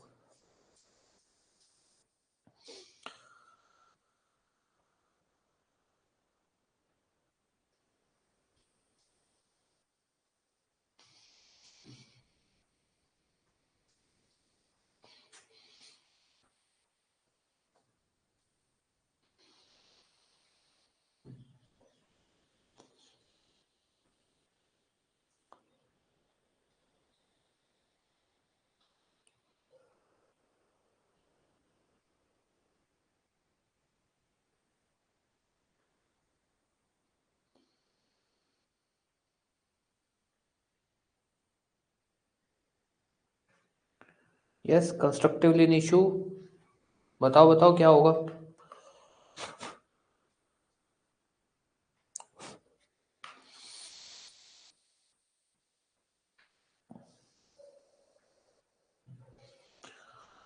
इश्यू डायरेक्टली और सब्सटेंशियली सेम नहीं है। इश्यू कोई इश्यू कंस्ट्रक्टिवली सेम है। कंस्ट्रक्टिवली कैसे?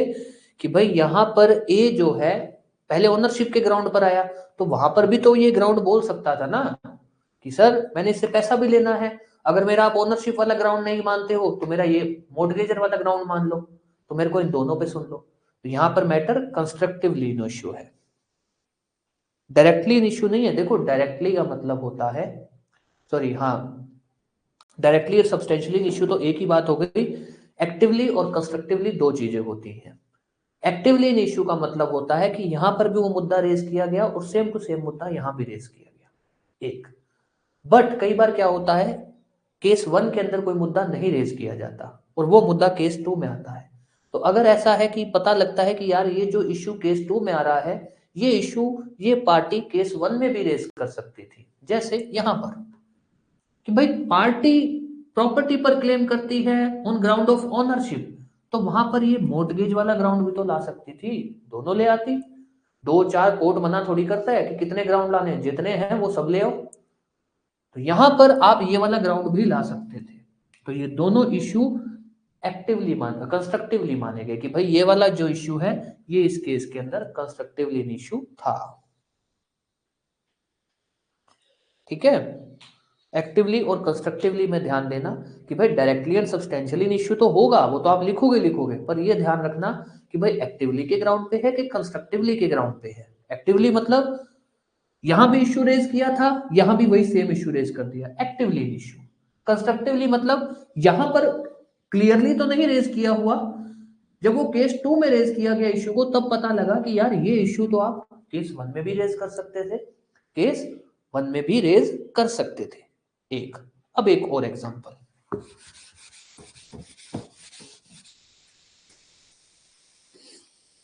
अरे यार चलो कोई बात नहीं।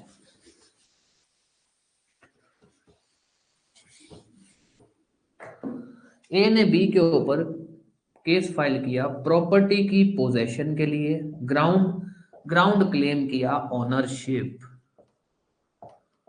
किस चीज का? टाइटल का, कि मेरे पास टाइटल है। ठीक है जी, केस डिसमिस हो गया। अब होता क्या है, केस डिसमिस होने के बाद ए दोबारा केस फाइल करता है बी के ऊपर सेम प्रॉपर्टी की पोजेशन के लिए ऑन ग्राउंड, वो क्या था, एडवर्स पोजेशन। और हमको ये बताया जाता है कि ये जो ग्राउंड है ना, ये एडवर्स पोजेशन वाला राइट, ये राइट इसके पास आया है इस केस के खत्म होने के बाद। ये राइट इसके पास इस समय नहीं था, ये राइट इसके पास केस खत्म होने के बाद आता है। एडवर्स पोजेशन का मतलब ये होता है कि अगर आप किसी प्रॉपर्टी के ऊपर 25 साल या उससे ज्यादा से बैठे हो तो आप उसके मालिक बन जाते हो।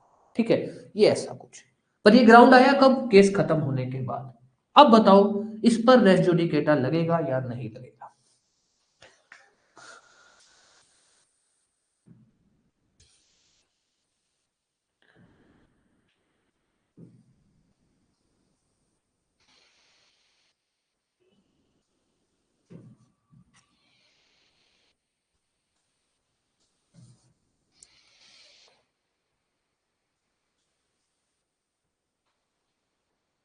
रीजन नहीं लगेगा, रीजन?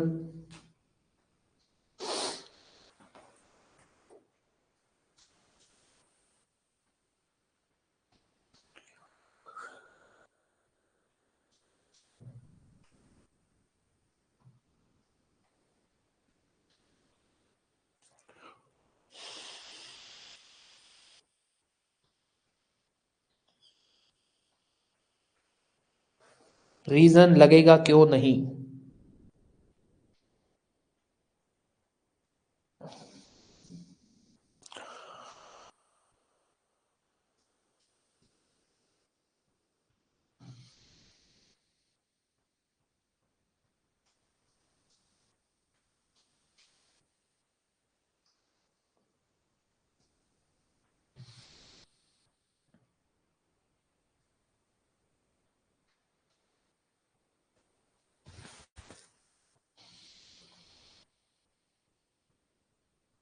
अच्छा, कंस्ट्रक्टिवली क्यों नहीं है?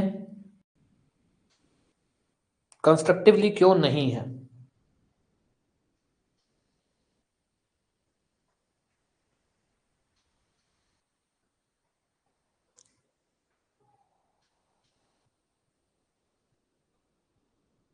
तो ये आपका ये कहना है भी दोनों केसेस के अंदर मैटर कंस्ट्रक्टिवली इश्यू भी नहीं है, क्यों नहीं है? बिल्कुल, गुड। देखो, इस केस के अंदर पहली बात तो मैटर दोनों सेम तो है ही नहीं, एक्टिवली इश्यू तो है ही नहीं। ठीक है, हाँ बिल्कुल जी। तो मैटर एक्टिवली इश्यू तो है नहीं। अब मैटर कंस्ट्रक्टिवली इश्यू हुआ क्यों?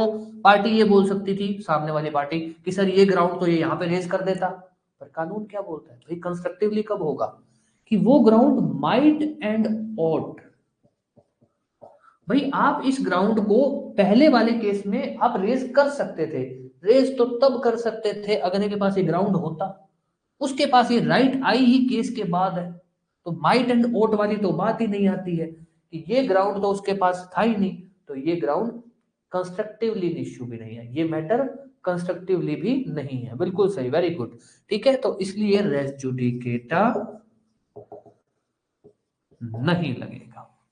दिस इज, जितना भी अपने को जानने लायक चीजें थी पहले इजेंशियल के बारे में, मैटर इन इश्यू, इससे ज्यादा कुछ जानने लायक नहीं है।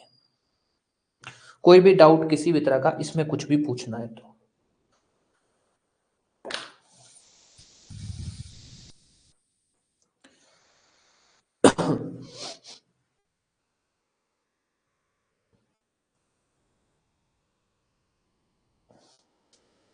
ठीक है फिर, ठीक है फिर अपने बाकी आगे की क्लास में करते हैं, क्योंकि आज के लिए काफी हो चुका है, ये इतना बहुत है। एक बार पहला इजेंशियल एक बार अपने पढ़ चुके हैं, हालांकि इसके बाद के जितने इजेंशियल हैं वो इतने कॉम्प्लिकेटेड नहीं है, अपने को तंग नहीं करेंगे।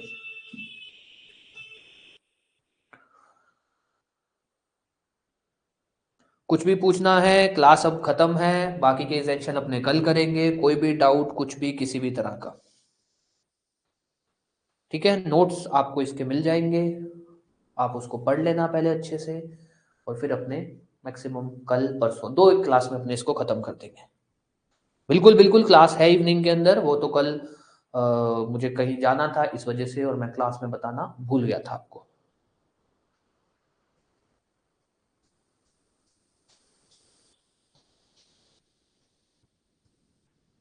हाँ, वो जुवेनाइल की ही क्लास है, जो जुवेनाइल जस्टिस एक्ट ही है, कोई प्रॉब्लम नहीं है।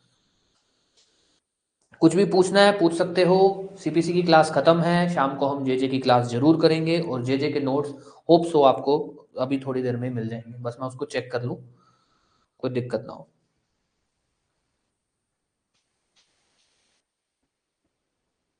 जी, कुछ पूछना है, वेट कर रहा हूँ मैं। बाकी लोग अगर लीव करना चाहते हैं आप लीव कर दीजिए, किसी को कुछ पूछना है तो मैं वेट कर रहा हूँ।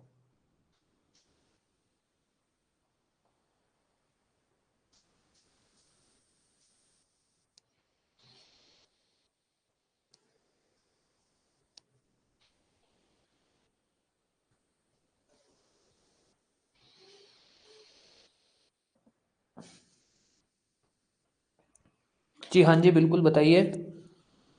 सैटरडे को इवनिंग क्लास।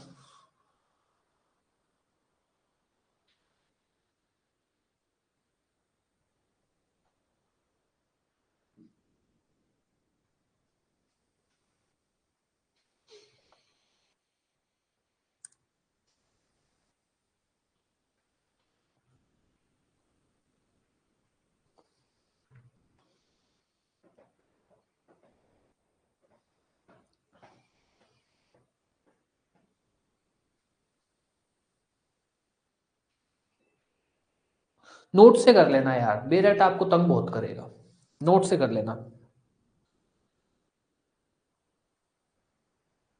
ठीक है, कर दूंगा मैं। आपको हिंदी इंग्लिश ऐसे का चाहिए ना, करवा देंगे अपने। बस मेरे को मैसेज, क्या सैटरडे का करना है ना, सैटरडे को कर देंगे। हिंदी इंग्लिश ऐसे वाला जो है अपने चालू कर देते हैं।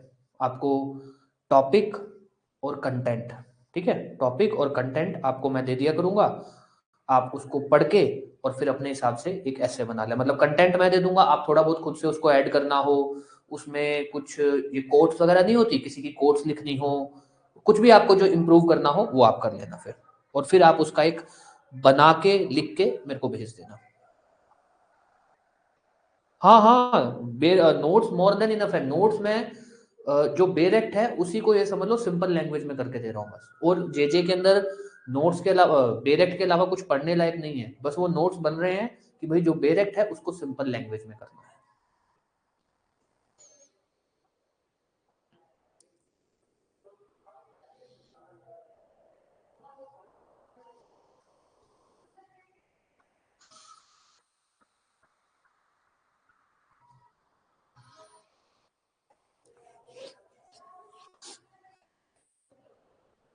जी, और कुछ पूछना है?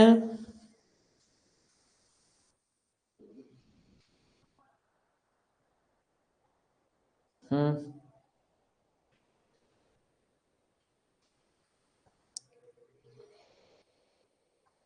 वही मैंने पहले ही कहा था, जेजे को बेरेक्ट से मत देखना।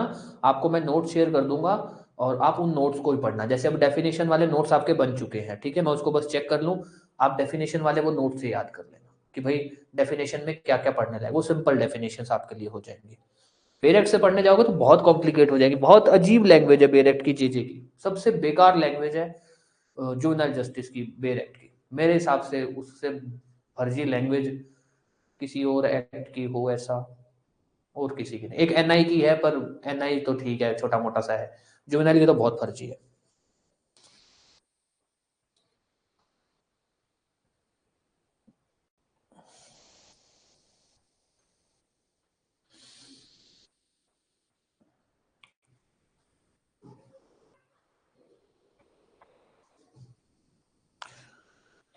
जी, नोट्स हो जाएंगे आपके। और कुछ पूछना है किसी को?